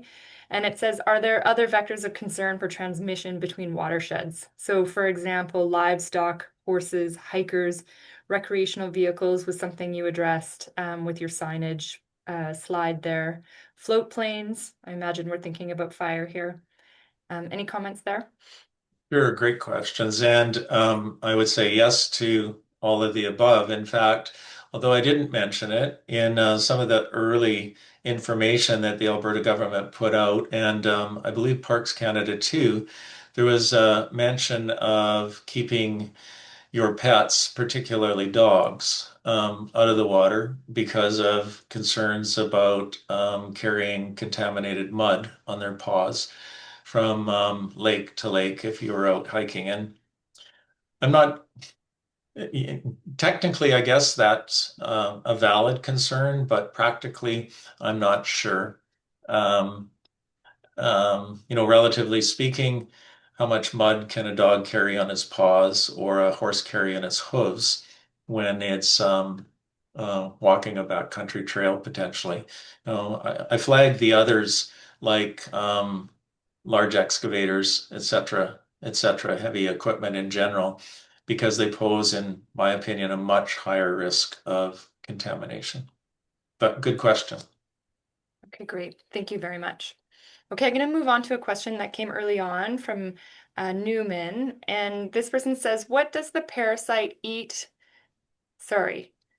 Yeah, what does the parasite eat or live on in asymptomatic adults? Or is it dormant? In fact, it's dormant um, until such time. Well, we'll talk about that later. I don't want to get ahead of myself, but that's why we call them asymptomatic carriers, like some of the Pacific salmon species that I mentioned earlier, particularly chum and pink salmon, which are far less susceptible but can be asymptomatic carriers. But yeah, that's why we call them asymptomatic. They don't exhibit any symptoms because the myxospore is not, for some reason, that we don't fully understand yet, actively. It's not active. And as I mentioned earlier, older fish have bony skeletons and are less likely to infection by the myxospores because they feed on cartilage predominantly. So, Okay, wonderful. Thank you. This next question comes from Renee, and she's asking, what's the recommended decontamination method in Alberta, or perhaps also BC, for sensitive water quality monitoring equipment? So, example, Renee, forgive me, I'm not a fisheries operator, so I don't, it says YSI a YSI, or yeah, the DO meters. Am I saying that yeah, correctly? yeah. Fine to wait until tomorrow if you're going to be covering it then, of course. No, no, great question. And we learned the hard way. I somewhat facetiously said that we destroyed some equipment, and that included the equipment that has just been mentioned. So the solution we found, no pun or pun intended, is a 3,000 part per million solution of a quaternary ammonium compound, specifically Quat Plus, which we are going to talk about more tomorrow. So take a clean damp rag, soak it thoroughly with the 3000 ppm Quat Plus solution, and then damp wipe the probe, keeping it moist for 10 minutes. Recognizing that some of those probes have exposed membranes, some of the older YSI-DO meters, and you can't put the 3000 ppm quat cloth in direct contact with the membrane, or your probe is not going to work properly ever again, or at least until you change the membrane. Okay, great. Thanks. There were a number of people wanting that answer. Okay, question from Molly. How do you suggest whitewater paddlers decontaminate their boats when moving between remote water bodies, assuming that they need to do something on site and won't have access to decontamination hubs or watercraft cleaning stations? So we are going to talk about that in some detail, and I focus specifically on stand-up paddleboards, punts, kayaks, and other whitewater equipment. But the short answer is um, to have your own decon kit, which I'll talk in some length about tomorrow, with you so that you can actually use it, which will include little one of those little aerosol sprayers that typically you can buy at a dollar store.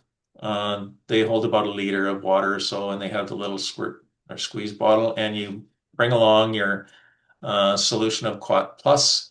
And first off, make sure that there's as little water as possible in your watercraft. And if possible, let it dry in the sun. If that's not possible because you're loading it up to take it home immediately, then depending on the level of risk, and again, I went over that with the risk maps, the clean, drain, dry process can be adequate, but it's not sufficient if you're in whirling disease positive water. And you will need to use the little home decon kit and spray it down stream side, or if you're not equipped to do that, conduct your own decon when you get home with the kit that we're gonna talk about tomorrow. Okay, great. Thank you. Thanks for letting us know that. We'll circle back to that also. So there's a question here that came early on in your presentation, just asking where did whirling disease come from originally?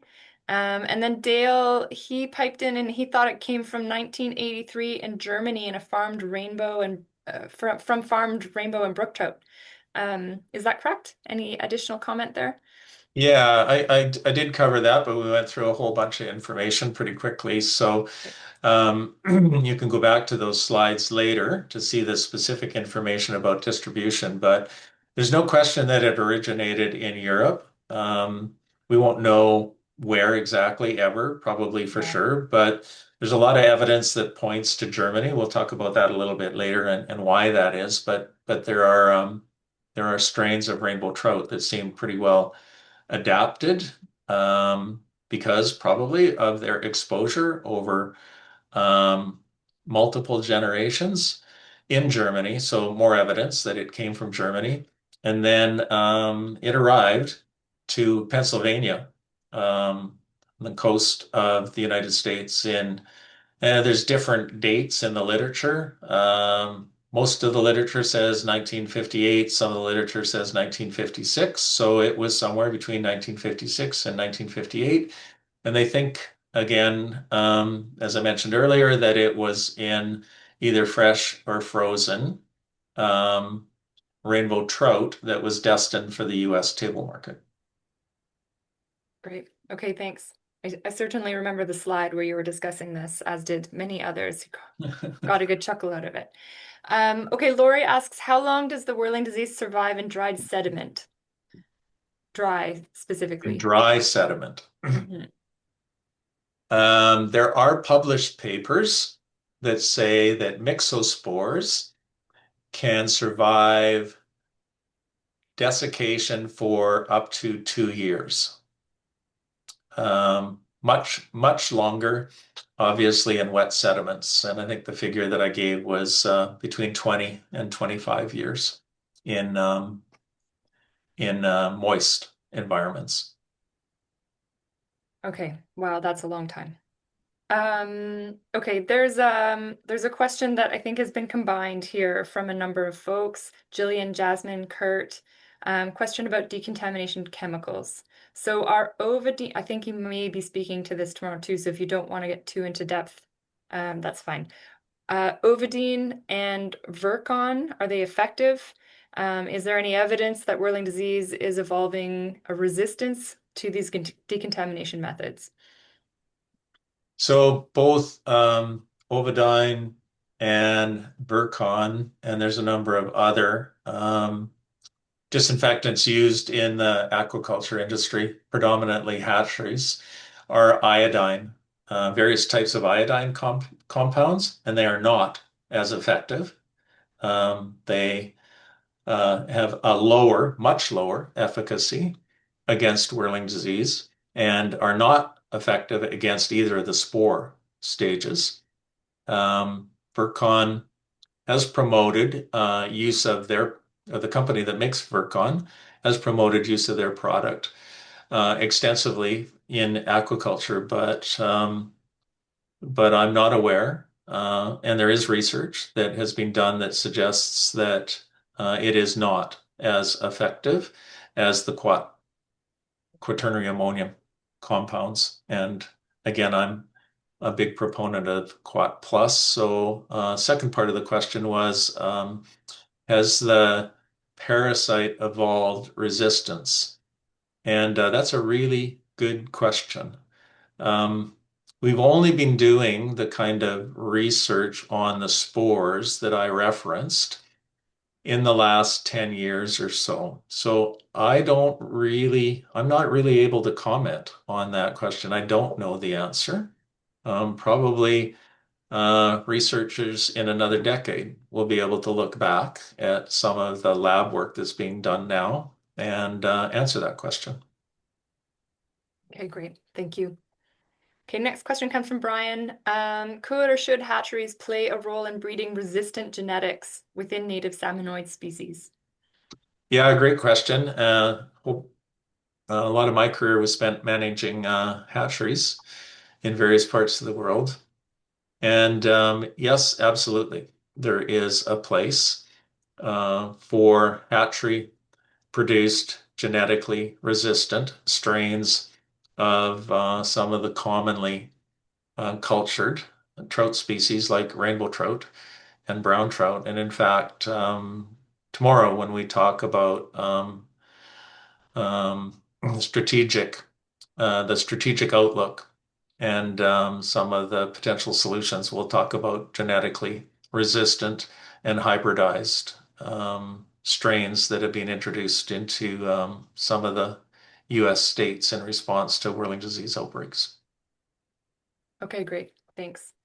Okay, this next question comes from Jamie Trotter, and there's been a few questions that are similar to this. So you've addressed this to some degree, but it seems worth covering again. So he just says, sorry if you've already explained this. No worries, Jamie. But could you please clarify why we would need to decontaminate certain equipment if it's allowed to fully dry and all sediment is removed? Will it still live on those surfaces?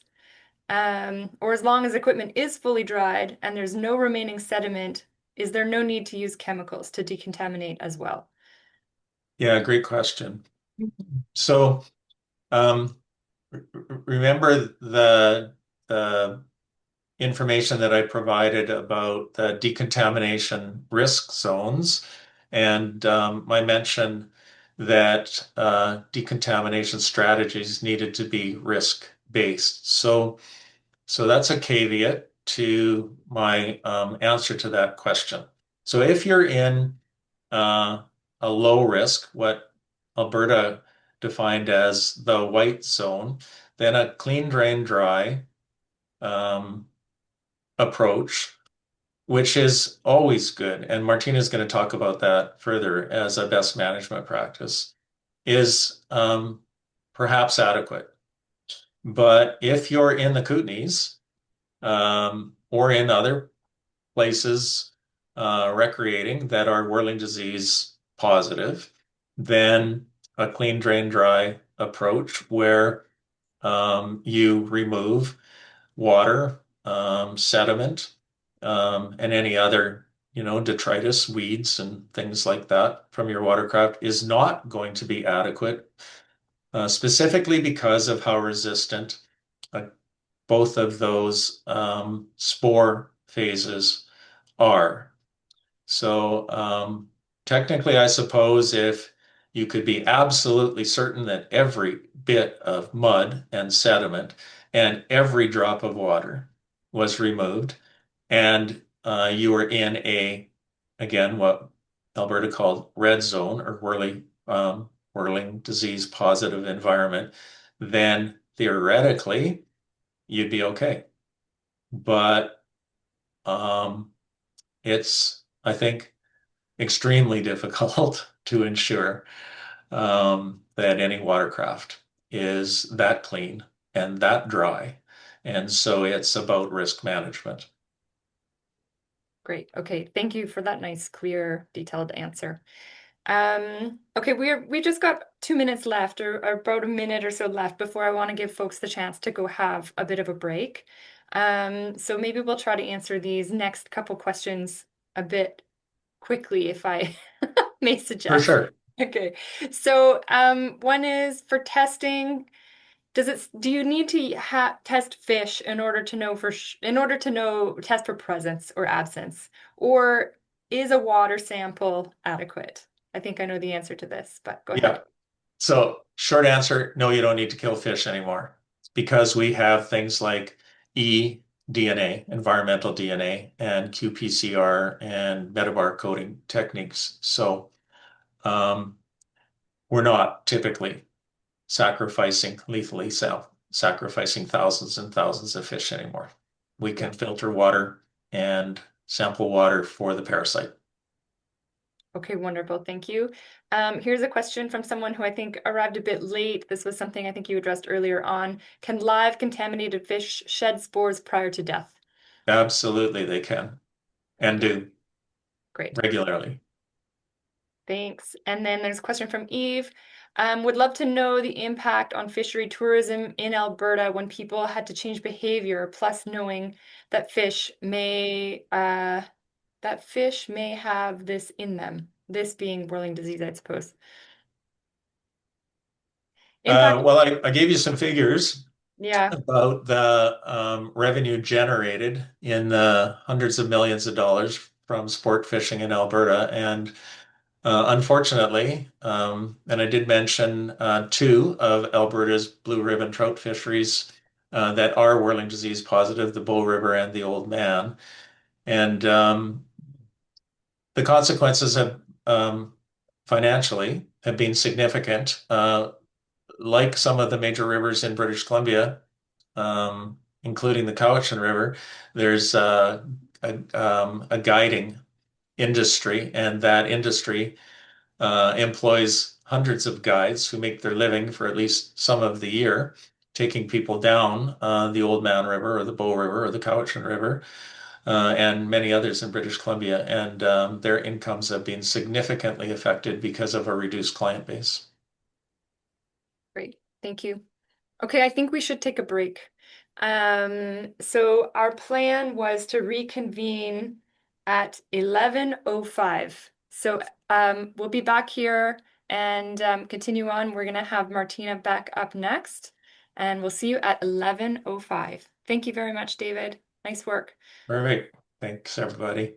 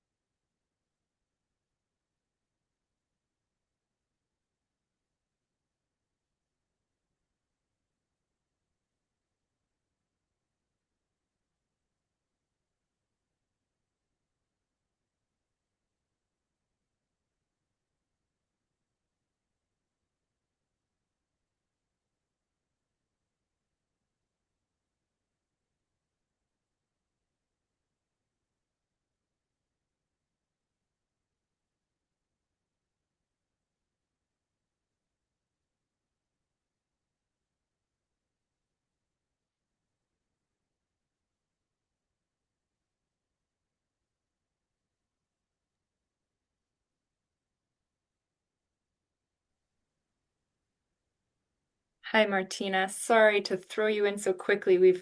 I should have cut the question and answer a little bit shorter. Not at all. Okay. I think I'll be plenty fine for time. So I think it's good to keep it rolling and get as many questions answered as possible. So Okay, that's wonderful. Thank you so much.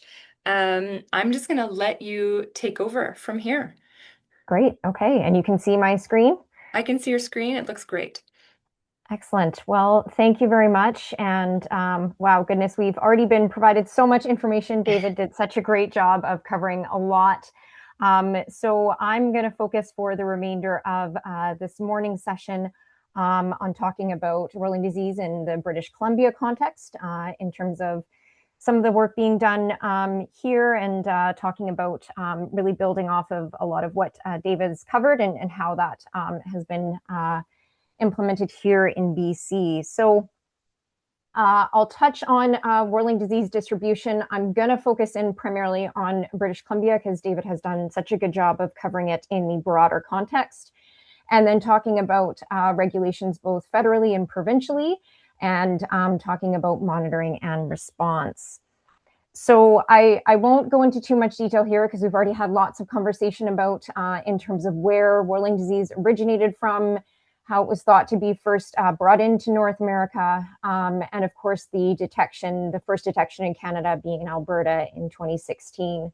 So I will note that, of course, we do have a lot of our surrounding and neighboring jurisdictions, as David mentioned. So we do have whirling disease known to be present in Montana, Idaho, in Washington as well. In terms of the BC context, so it's already been mentioned that the first detection in BC was in 2023. So this was through sampling being conducted by Parks Canada. These were fish samples that were collected in Emerald Lake in Yoho National Park that were confirmed with the presence of the spores of whirling disease of the M. cerebralis. So following those confirmation of those detections, Parks Canada did implement a number of measures in terms of some restriction activity closures in Yoho and Kootenay National Parks proactively. Emerald Lake, for some kind of geographical context, and I'll show some more detailed maps of the Columbia River watershed, but Emerald Lake does drain into the Kicking Horse River, which then drains into the Columbia River watershed. So prior to the detection in 2023, BC's monitoring efforts were largely focused in the southeastern Kootenays in the Elk River watershed, and this was due to proximity to the known detections in the Bow River system in Alberta. So that monitoring was occurring following those detections in Alberta. And of course, prior to 2023, all the monitoring and sampling that occurred in that Elk River watershed had come back negative. Additional measures that were implemented following the detections in Alberta. So David spoke quite a bit about the hatcheries in the Alberta context. Here in British Columbia, there is routine testing done for whirling disease in BC hatcheries. So that is something that's been ongoing since the detections in Alberta. And of course, so far, nothing has been detected through that hatchery sampling that's been occurring in BC. So following the detection in Yoho National Park, in terms of some of the work that was done to look at how to prioritize where monitoring was occurring. So started working very closely, and David mentioned that the importance of partnerships. This has been absolutely central to response and identifying steps here in British Columbia. So started working closely with First Nations partners, Government of Canada, so specifically working with Parks Canada, the Canadian Food Inspection Agency, Fisheries and Oceans Canada, as well as really have to say that BC's really strongly benefited from all the great work of David and the government of Alberta. So really learning and building from those resources developed as part of the Alberta response, working closely with University of Alberta and many other partners. An immediate focus was looking at how to prioritize where to expand sampling efforts beyond just where it had been previously in that sort of Elk River drainage. So looking at an immediate focus within the Columbia River watershed. So outlined here in this map, we can see the outline. This here shows the Yoho National Park and where that Emerald Lake first detection occurred in 2023. And so this became sort of the immediate focus for wanting to better understand potential whirling disease presence within the Columbia River watershed. This is linked to both, of course, the proximity and also hydrological connectivity to Emerald Lake. Also looking at within the watershed where are whirling disease susceptible species, species of concern. So working with nation partners and on identifying that, looking at species at risk as well. So a particular note in the Columbia River watershed being the West Slope cutthroat trout, being a species from a kind of at-risk concern, and then also looking at risk of sort of points of potential introduction or spread. So looking at are there higher use activity areas? So for example, bringing in our watercraft inspection data where we collect information on where boats are coming from, but also where they're destined for. So particularly looking at the 10 years of watercraft inspection data, specifically looking at where are boats coming into BC from known high-risk jurisdictions for whirling disease, and trying to understand where there might be elevated risk, and also where is there angling activity, where is there other types of water-based activities occurring where there could be potential higher risk for spread or introduction. In terms of the sampling itself, so we focused on actual sample activities occurring in September and October when environmental conditions are most suitable for detection. So this is looking at a number of different factors, and this was based off of lots of conversations with Dr. Patrick Hannington at University of Alberta, and kind of the trifecta or the three T's. And I will have to say I have to credit Alberta's program for this image that I pulled. But looking at the presence of the juvenile stage of those susceptible species, and also that suitable temperature for the TAMS release. So there's a few different kind of numbers in the literature on what that optimal temperature is for when the TAMS are released into the environment. But this is when typically occurs, and it will depend, of course, on the system, but typically kind of end of August through to October. So this is when we focused our surveillance efforts. And I know there's been lots of questions and discussions already about different sampling methods. So we did use a combination of fish sampling as well as eDNA, and really trying to build off of lessons learned from Parks Canada, from Government of Alberta, in terms of how they are integrating these different methods into their surveillance plans as well. So the fish sampling, it's been touched on a little bit already. So this is targeting the juvenile susceptible species. It is a lethal sampling method. So of course, one of the downsides of this is that, of course, it requires lethal sampling of juvenile fish and can be more labor intensive. David showed pictures of the electroshocking boats. Another method is using, for example, backpack electroshockers, but of course certainly does require more labor intensive.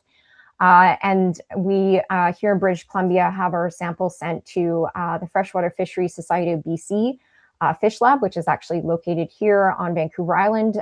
They are an accredited lab through the Canadian Food Inspection Agency, and I'll touch on what that means a little bit later. So it is considered the most reliable method for detecting M. cerebralis in terms of really providing that confirmation of the M. cerebralis in the fish itself. Another emerging tool that's come forward that was touched on already is the use of environmental eDNA, or more commonly referred to as eDNA. And this is where water samples are collected from a water system and then tested for the presence of M. cerebralis. We've been partnering, I mentioned Dr. Patrick Hannington, his lab at the University of Alberta. This is the same lab that the Government of Alberta and Parks Canada have also been using for their eDNA sampling as well. And so a lot of really great and interesting research coming out of his lab in terms of the use of eDNA. And so, of course, one of the benefits of using eDNA is that it is a low effort, low cost. So it can allow you to cover a broader geographic area and allows you to expand kind of geographically where you may be able to sample. Another benefit depending on the type of eDNA analysis that's done. There was mention that there's single species qPCR versus a broader kind of metabarcoding methods, whether that's single species versus multi-species. There can be the ability to also test for additional species. So in addition to targeting that sample for analyzing for Whirling disease, you can also potentially analyze the sample for other aquatic invasive species. So that was an opportunity that we had with Dr. Hennington's lab. And so we were able to add on a few priority invasive species to those samples and working with our partners to identify what those are. A main one that we were able to add was also including analysis for invasive mussels, and then additionally some targeted invasive fish. One of the pieces that I would say is still sort of emerging with respect to eDNA is that it is still an emerging tool for Whirling disease, and particularly understanding its sensitivity and ability to detect the M. cerebralis when it's present in lower densities. So still trying to understand what sort of those sensitivity levels look like. And that's where there's been work done through Patrick's lab as well as Parks Canada in terms of trying to understand that. So in terms of how eDNA plays a role, the question came up about, is the use of fish required?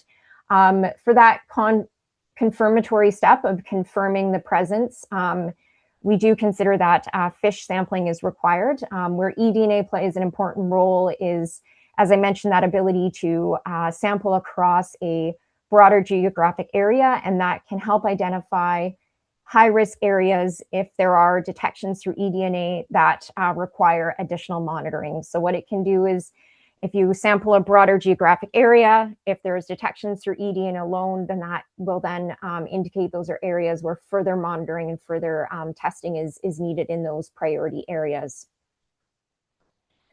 So diving into the monitoring that's happened here in BC since 2023. So these points on the map show the locations where sampling occurred in 2024. So these are a combination of both fish and eDNA samples that were collected.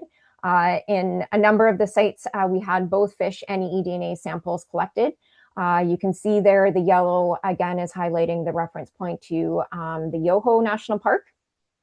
So through the sampling in 2024, we did, and I'll just do a zoomed in snapshot here. So this is coming from the southeastern portion there. We have here Kootenay Lake. And we did have 3 trout samples that came back positive for M. cerebralis. 2 of those samples were from rainbow trout and 1 sample from eastern brook trout. So the specific site locations were Boulder Creek, Duck Creek, and Goat River. And 2 of those sites that tested positive for fish did also test positive for eDNA. We did have 1 site that tested positive for fish, but negative for eDNA, and then 1 site that was only sampled for eDNA and came back positive. So these ones that were positive for fish and or eDNA were considered sort of confirmed. You'll note here that we did also, we had 2 weak detections through eDNA. We didn't have any positives in those locations for fish. So those were not considered as sort of confirmed, but rather that they would trigger for further testing in subsequent years. So it's unknown whether any of these detections are linked to the detections in Yoho National Park. So as I mentioned, we have had historical testing done in the Elk River that have come back negative. And so we don't know what it means in terms of potential linkages, as I mentioned, to the Yoho. It's also unclear, while M. cerebralis was detected, none of the fish samples that were submitted were reported to be showing any clinical signs of Whirling disease. So while the parasite was detected, we don't know in terms of sort of that, what that may mean for that population and sort of what that sort of infection level could look like. So that is what came forward from the 2024 monitoring. So jumping ahead to 2025, this shows, again, the combination of both eDNA and fish sampling that was done. So we continue to partner with our First Nation partners, the University of Alberta, Patrick Hannington's lab again for the eDNA analysis. And again, we had some sites that were fish, some that were eDNA, or a combination. You can see we continue to focus primarily within the Columbia River watershed. We did have some sampling done in sort of the immediately adjacent watersheds. And so from that sampling in 2025, we didn't have any additional detections of M. cerebralis in 2025. So of note, we did continue to sample in that Elk River system where we had those weak eDNA detections, but we didn't have any fish positive samples come back in the subsequent year of sampling. So difficult to say what could have caused those weak detections in the elk in 2024. And so that shows the results from 2025. Now, I did just want to touch on, so it was mentioned earlier about the Canadian Food Inspection Agency. So kind of shifting a little bit to touch quickly on some of the regulatory requirements. So federally, whirling disease is a federally reportable disease through the CFIA. So that means it's required to report any whirling disease detections to CFIA.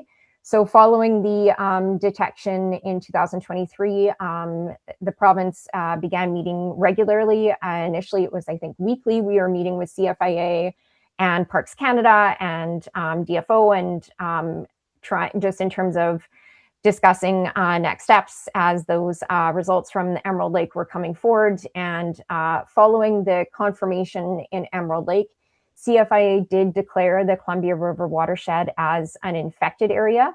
So again, this area here being declared as an infected area and the remainder of the province as a buffer.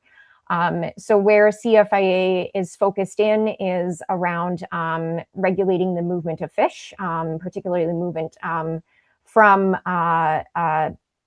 hatchery facilities, and also ensuring that facilities that are handling fish have the appropriate certification to be accepting fish that are coming from a dedicated infected area. And so certainly this isn't my area of expertise, but I did want to provide just a quick overview of this. But essentially through CFIA, depending on the type of activity and where it's occurring, domestic movement permit may be required. So from CFIA, so this means if there are susceptible species, or depending on the type of, so it could be not just the movement of fish, but potentially movement of sediment. We've heard how that could be a potential vector for spread. So depending on the type of activity and where things are being moved from, so if they're being moved from an area of lower health status to an area of higher health status, so that's where the importance of those infected versus buffer areas come in. So if fish are being moved from an infected area, so in BC, from the Columbia River watershed to anywhere outside of British Columbia, then that's where a domestic movement permit through CFIA may be required. And again, this is focused in on specifically if it's looking at things coming through, say, hatchery facilities, if there's labs that are receiving live, freshly dead or frozen or freshwater samples, if there's research activities that are involving the movement of, again, live or freshly dead or frozen fish. So that's where CFIA comes in terms of those requirements. I mentioned earlier that the Freshwater Fisheries Society of BC, their fish lab is where we send our samples for whirling disease testing. And they have been for quite a number of years. So they are a certified lab through CFIA for receiving and testing fish for whirling disease. So that's from the kind of federal regulatory piece with whirling disease being a reportable disease. Moving into some of the provincial regulatory requirements.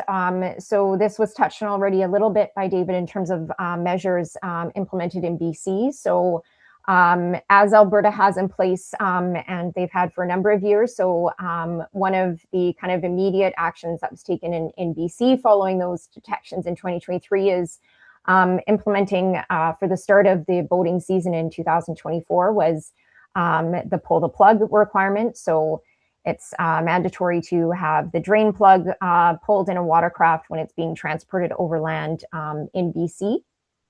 So we have made some exemptions that if boats are being transported in an inverted manner on a vehicle and it's fully drained and dried, then there may be an exemption if a boat's being regularly transported inverted. So for example, a car topper, then the drain plug may not need to be removed if it is fully drained and dried. So really the goal with the pull the plug, and I'll be diving into kind of clean, drain, dry in more detail tomorrow morning, but this is really to bring in that regulatory aspect of the clean, drain, dry, and really, really emphasizing the importance of that drain. And we've heard why that's so important in terms of mitigating the spread of whirling disease is really trying to prevent that movement of water, mud, and sand. So really bringing an emphasis on that drain step. Failure to comply with the pull the plug requirement in British Columbia could result in a fine of $345. Another piece, and again, we'll be touching on this in more detail tomorrow, but it's already come up a little bit, and David spoke about it from the Alberta context in terms of the different zones that were identified. And so in British Columbia, another step that was taken following that detection within the Yoho National Park, and then subsequent in the south arm of Kootenay Lake. One measure that's been implemented is for that Columbia River watershed, which had been declared as infected by CFIA. That's where for any movement of watercraft, equipment, or gear, either within or out of the Columbia River watershed, we have a requirement to follow the Whirling disease decontamination protocol. And this has, we've essentially adopted, and a big thank you to David and all of his work to develop it, but essentially we've adopted the Alberta decontamination protocol. We do have a version of it on our website, but really have to give a big thank you to Alberta and all the work that they did. And so that protocol, and David's going to jump into what that involves more tomorrow, but essentially made that Whirling disease decontamination protocol a requirement for government employees, contractors, and standard condition for water-related permits for activities within the Columbia River watershed due to that heightened risk based on those detections. It's recommended for all users, so it's not required by the public, but certainly encouraged and recommended in addition to clean, drain, dry. And again, we'll talk about what those steps look like tomorrow. And our protocol is available on the Whirling disease website, our provincial one. But certainly if you were to follow the Alberta one, it would be following the same measures that we have here in BC from the in terms of the decontamination aspects. Some other regulatory requirements. So David touched on the watercraft inspection stations operating in Alberta. In BC, we have a very similar program. We work very closely with Alberta's watercraft inspection program. So our BC Invasive Mussel Defense Program, it involves three main components: our watercraft inspection stations. We conduct routine monitoring for invasive mussels, and we also, central to all this is the outreach and education. So it's been touched on already. We're going to talk lots about it more tomorrow, but the three keywords is clean, drain, dry. One thing that I think is, say, sort of a silver lining is that when we are educating boaters on whether it's invasive mussels or other priority aquatic invasive species, and whirling disease, it's all linked together in terms of what those prevention measures are. And so really, we can hope that by educating on whether it's whirling disease or invasive mussels, it can help be preventative across all these different sort of priority species or aquatic diseases. So in terms of regulatory requirements specifically, so within British Columbia, it's mandatory to stop at any open watercraft inspection station when transporting your boat in BC. So this applies to all types of watercraft, so whether they're motorized or non-motorized, so canoes, kayaks, paddleboards, and failure to stop could result in a fine of up to $690. And very similar to Alberta, our inspection stations are situated along key entry points into the province, really focusing on capturing and targeting boats as they're entering the province. And so with that, at those inspection stations, educating boaters on clean, drain, dry. I'll touch on it a little bit more tomorrow, but very similar to Alberta, we've developed a number of educational materials in addition to our existing ones that are being distributed at the inspection stations. We have a Whirling disease information brochure that all the inspection stations are equipped with to be sharing information not only about clean, drain, dry, and invasive mussels, but also about Whirling disease. At those inspection stations, also checking for compliance with the pull the plug requirement that I just mentioned. So that is checking every boat to make sure if they have a drain plug, that the drain plug is removed. And the decontamination, so David spoke and he's going to be getting into it in a lot more detail tomorrow, so I won't really touch on it, but boats that are deemed high risk are decontaminated. The measures that we are using at the inspection stations are focused specifically to be targeted for invasive mussels. It does use hot water at not the same level, contact times and temperatures that's used for Whirling disease, but effectively, our goal for every boat leaving an inspection station is to be clean, drain, dry. So steps being taken are certainly helping to mitigate the spread of Whirling disease. And really the focus is that those boats are leaving clean, drain, dry from those inspection stations. Now kind of going into some of the responses outside of monitoring and some of those regulatory measures in terms of work that's being done. And David touched on the importance of partnerships, and you'll continue to hear that theme, I think, throughout today and tomorrow. But absolutely, partnerships has been very critical for working across all of our collective resources and different sort of groups that can be targeted through collective efforts. So response actions so far, as I've touched on, have been focused on prevention and monitoring. And so, as I mentioned already, working across a range of different partners, and that's been involved with developing, as I mentioned, new outreach materials. So in addition to the information brochure that I mentioned, we updated our clean, drain, dry signs. So we had existing signs, but they had been developed before we had the pull the plug requirement, and generally just needed a definitely a bit of an uplift. So in 2024, we did a revamp of our clean, drain, dry signs. So this picture here shows the updated sign. It now includes the pull the plug requirement. We also wanted to make sure that it was really not just focused on watercraft, but that it's touching on all types of equipment that clean, drain, dry is really important for. And so these we are continuing to do. We just did another large print run of the clean, drain, dry signs. They're the aluminum ones that can go at places like boat launches. A big piece of the work is trying to identify priority locations for things like signage and outreach materials to build that awareness when people are out, of course, recreating, enjoying our beautiful pristine environments and lakes and rivers. So we know there's a lot of existing signs out there, which is great. And so we want to identify gaps of where there may not be signs, or where there may be signs that are outdated or just have been weathered from being there for a long time, and are there ones that need to be replaced. So working on building an inventory of where there's existing signs, and that's where the network of partners becomes so important for identifying those locations. And so then we can help with trying to supply signs, and then also needing to work with partners on what installation can look like in those different locations. Additionally, looking at internal coordination. So another step that was taken following that first detection in 2023 was we stood up internal GovBC working group.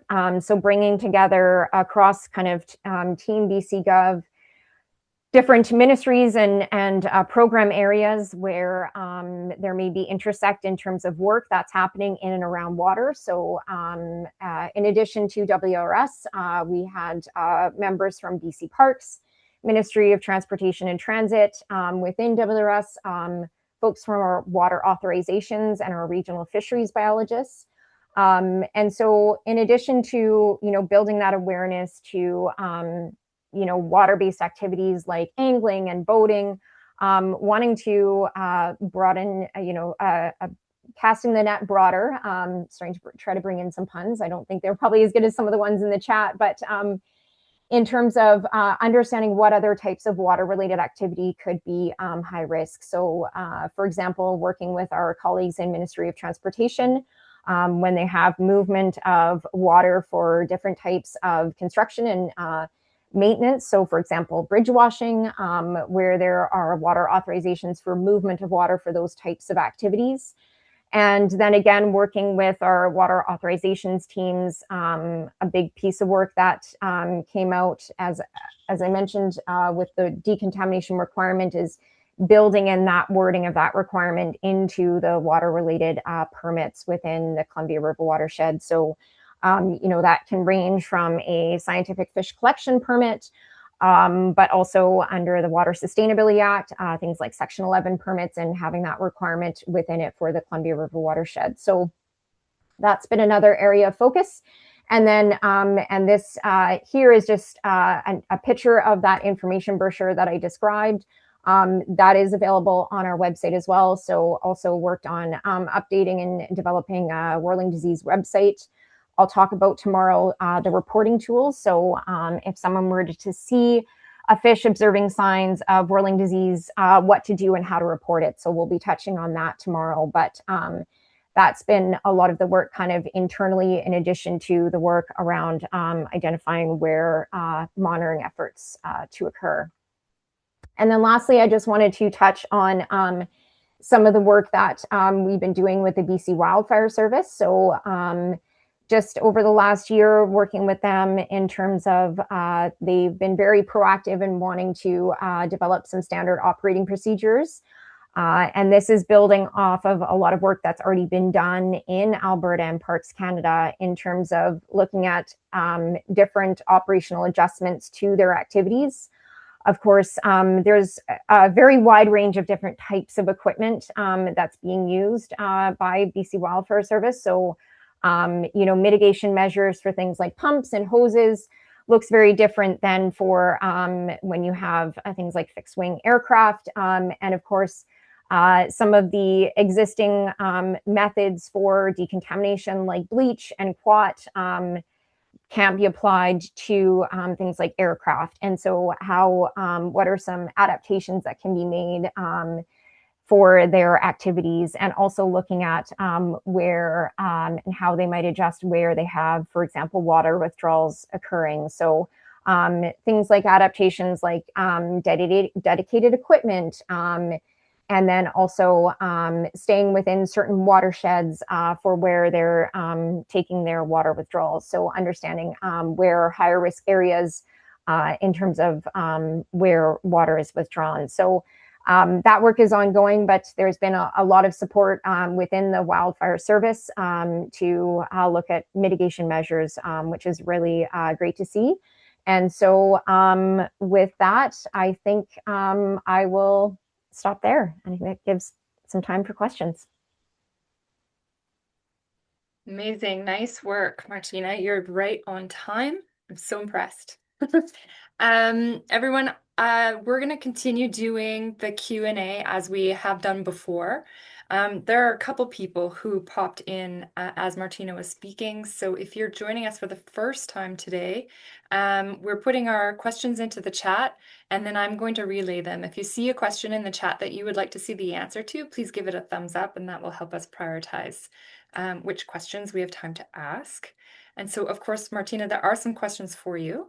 I'm going to start with one from Jillian, and she says, will the province and CFIA have more involvement in hatchery protocols as BC in BC as part of the DFO's salmonid enhancement program. She's noticing that the current protocols are from 2012, or I think that's supposed to say 2013. So she suspects they haven't been updated recently. Yeah, that's a great question. It would certainly be an area that CFIA would be more leading in. DFO has participated in that. I mentioned meeting regularly with CFIA and Parks Canada and Government of Alberta. So DFO has been participating, and from what I understand, that was brought up as a question. So I'm not sure if it's actively being worked on, but certainly in those conversations, it was something that came forward as something to look into, and whether existing measures are sufficient or if anything would need to be adopted. I think would be something that would be led through CFIA and through DFO. Okay, great. Thanks, Martina. Okay, next we have a question from Molly. Molly works with the Central Kootenai Invasive Species Society, and so she's on the ground quite a bit, and she commonly gets asked this question, and she's wondering how you would respond.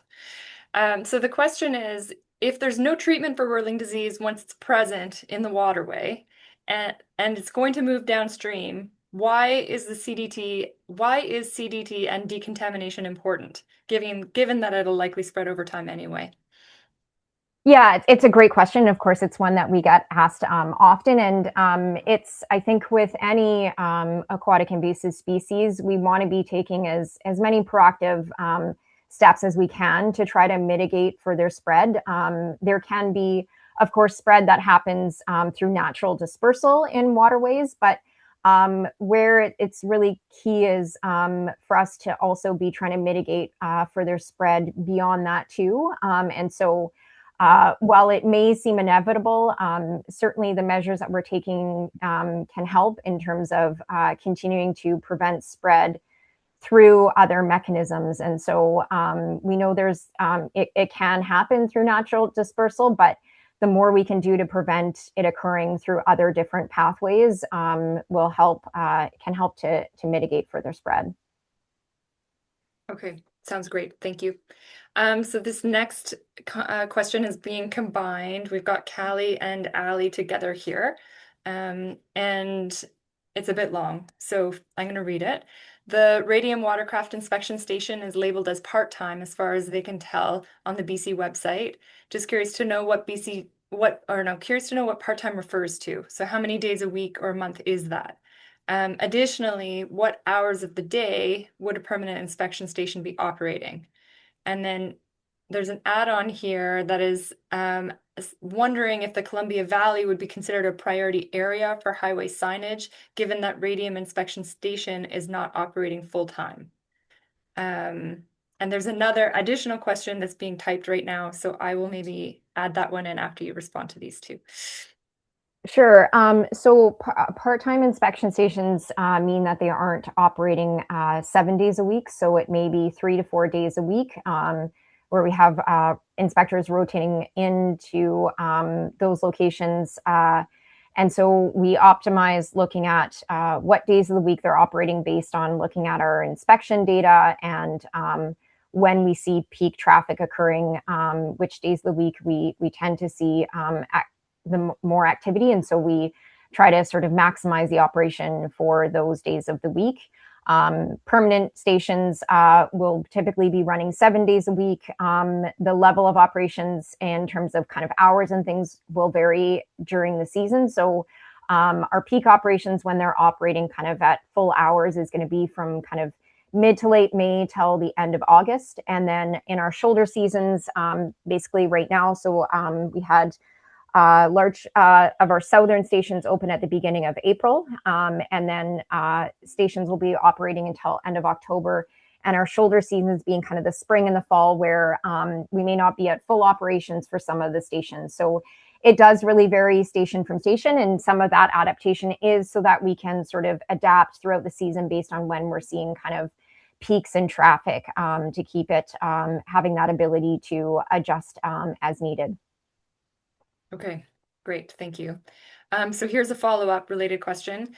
So are there concerns around the recreational pressure being because of the redirected Okay, this is, sorry, it's awkward to read.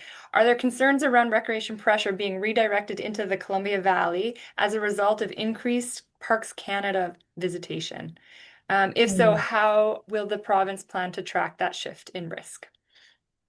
Yeah, it's a good question, and one that I actually just got recently as well in another conversation. And it it's I mean, with, I think it may be referring to the expansion of some of the restrictions in the parks that were just announced. And so, certainly at the inspection stations, we are tracking where boats are coming from and where they're going to. So, part of that data would be looking at, are they coming from, for example, the mountain parks. And so that's something that we can look at, and note that starting this year with those kind of changes is something that we can try to look at more specifically to see, are we seeing any shifts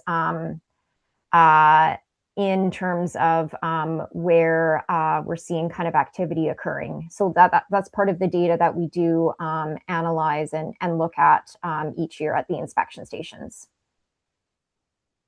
Okay, great. Thank you.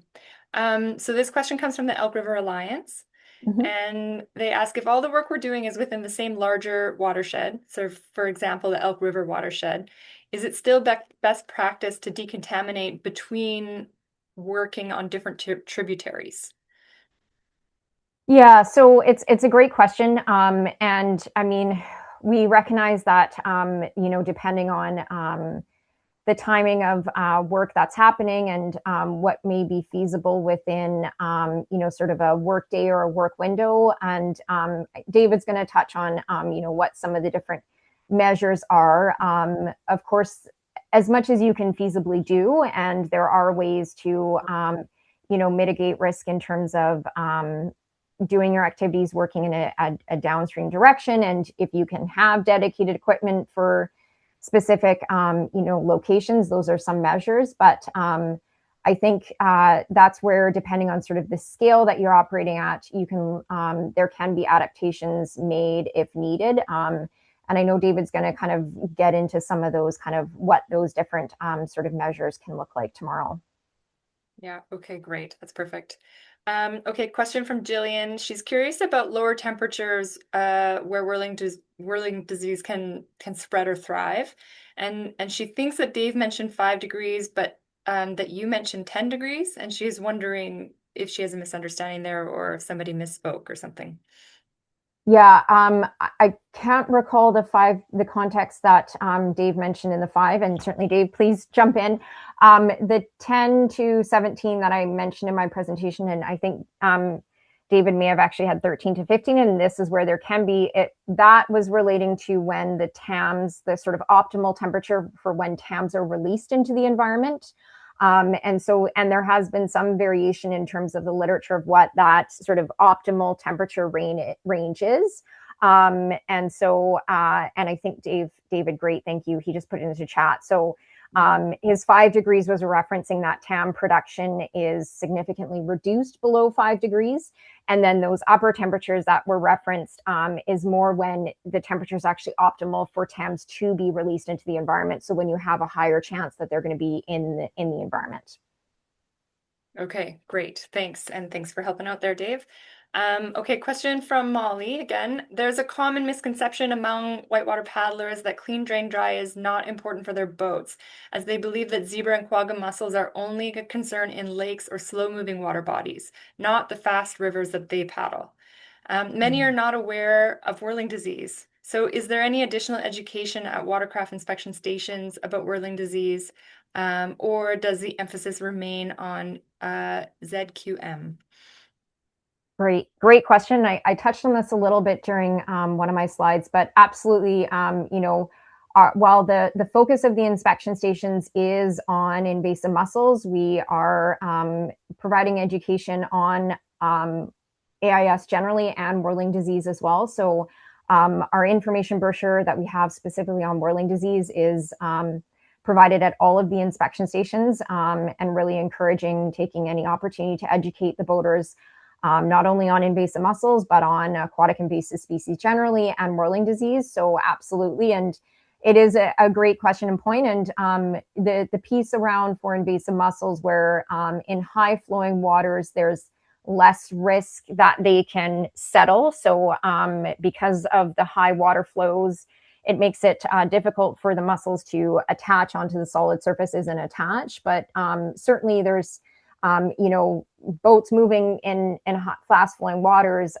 there's still risk of movement through those fast flowing waters. So certainly clean, drain, dry is absolutely still important if you're, operating and using your equipment within those faster flowing waters. Okay, great. Thank you.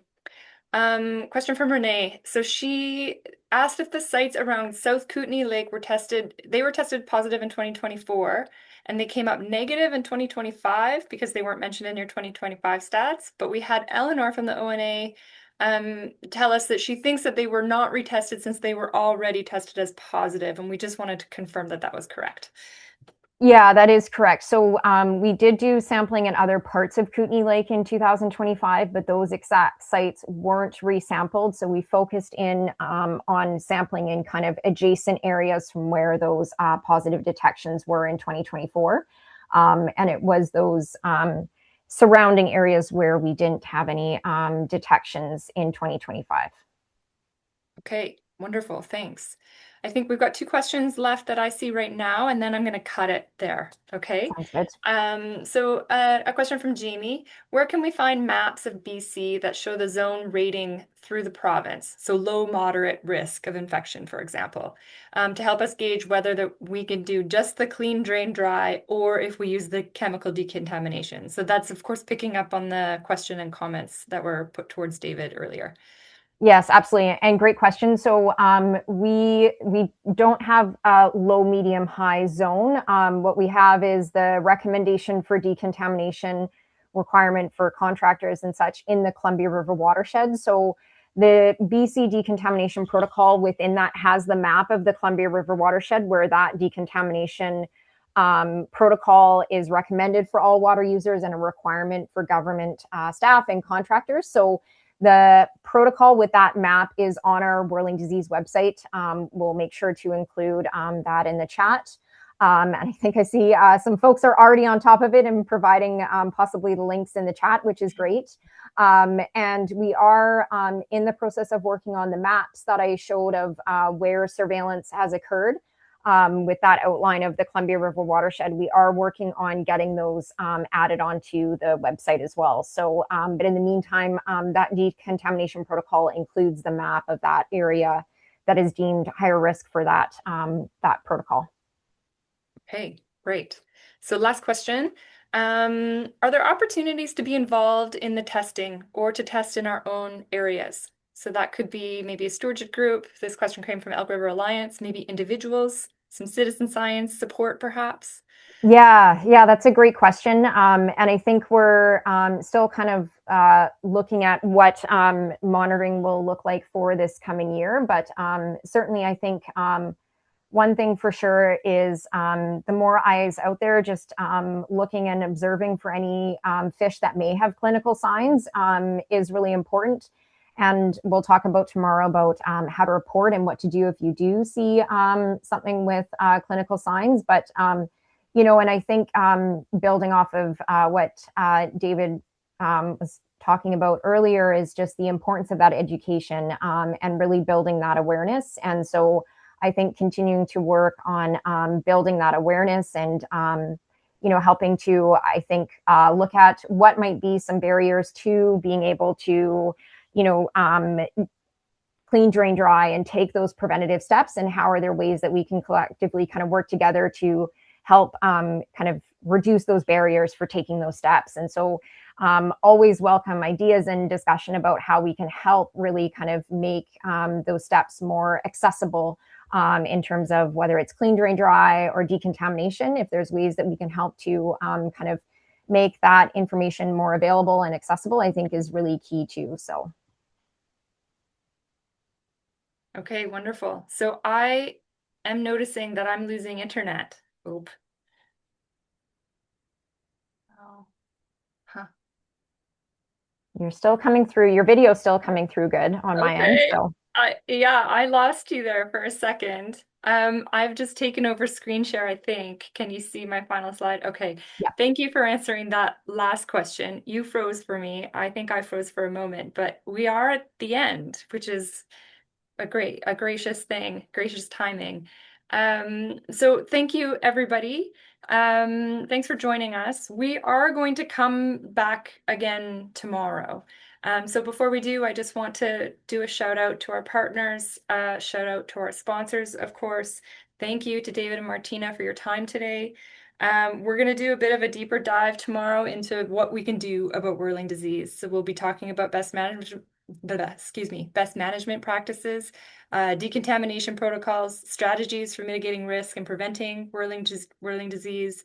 And we're also going to have an interactive session hosted by CSIS and CCIS, where we'll be talking about education and outreach. So I hope you can join us. Thanks again. Thanks for all the kudos coming into the chat. And we'll see you tomorrow. Thanks, everybody. Enjoy the rest of your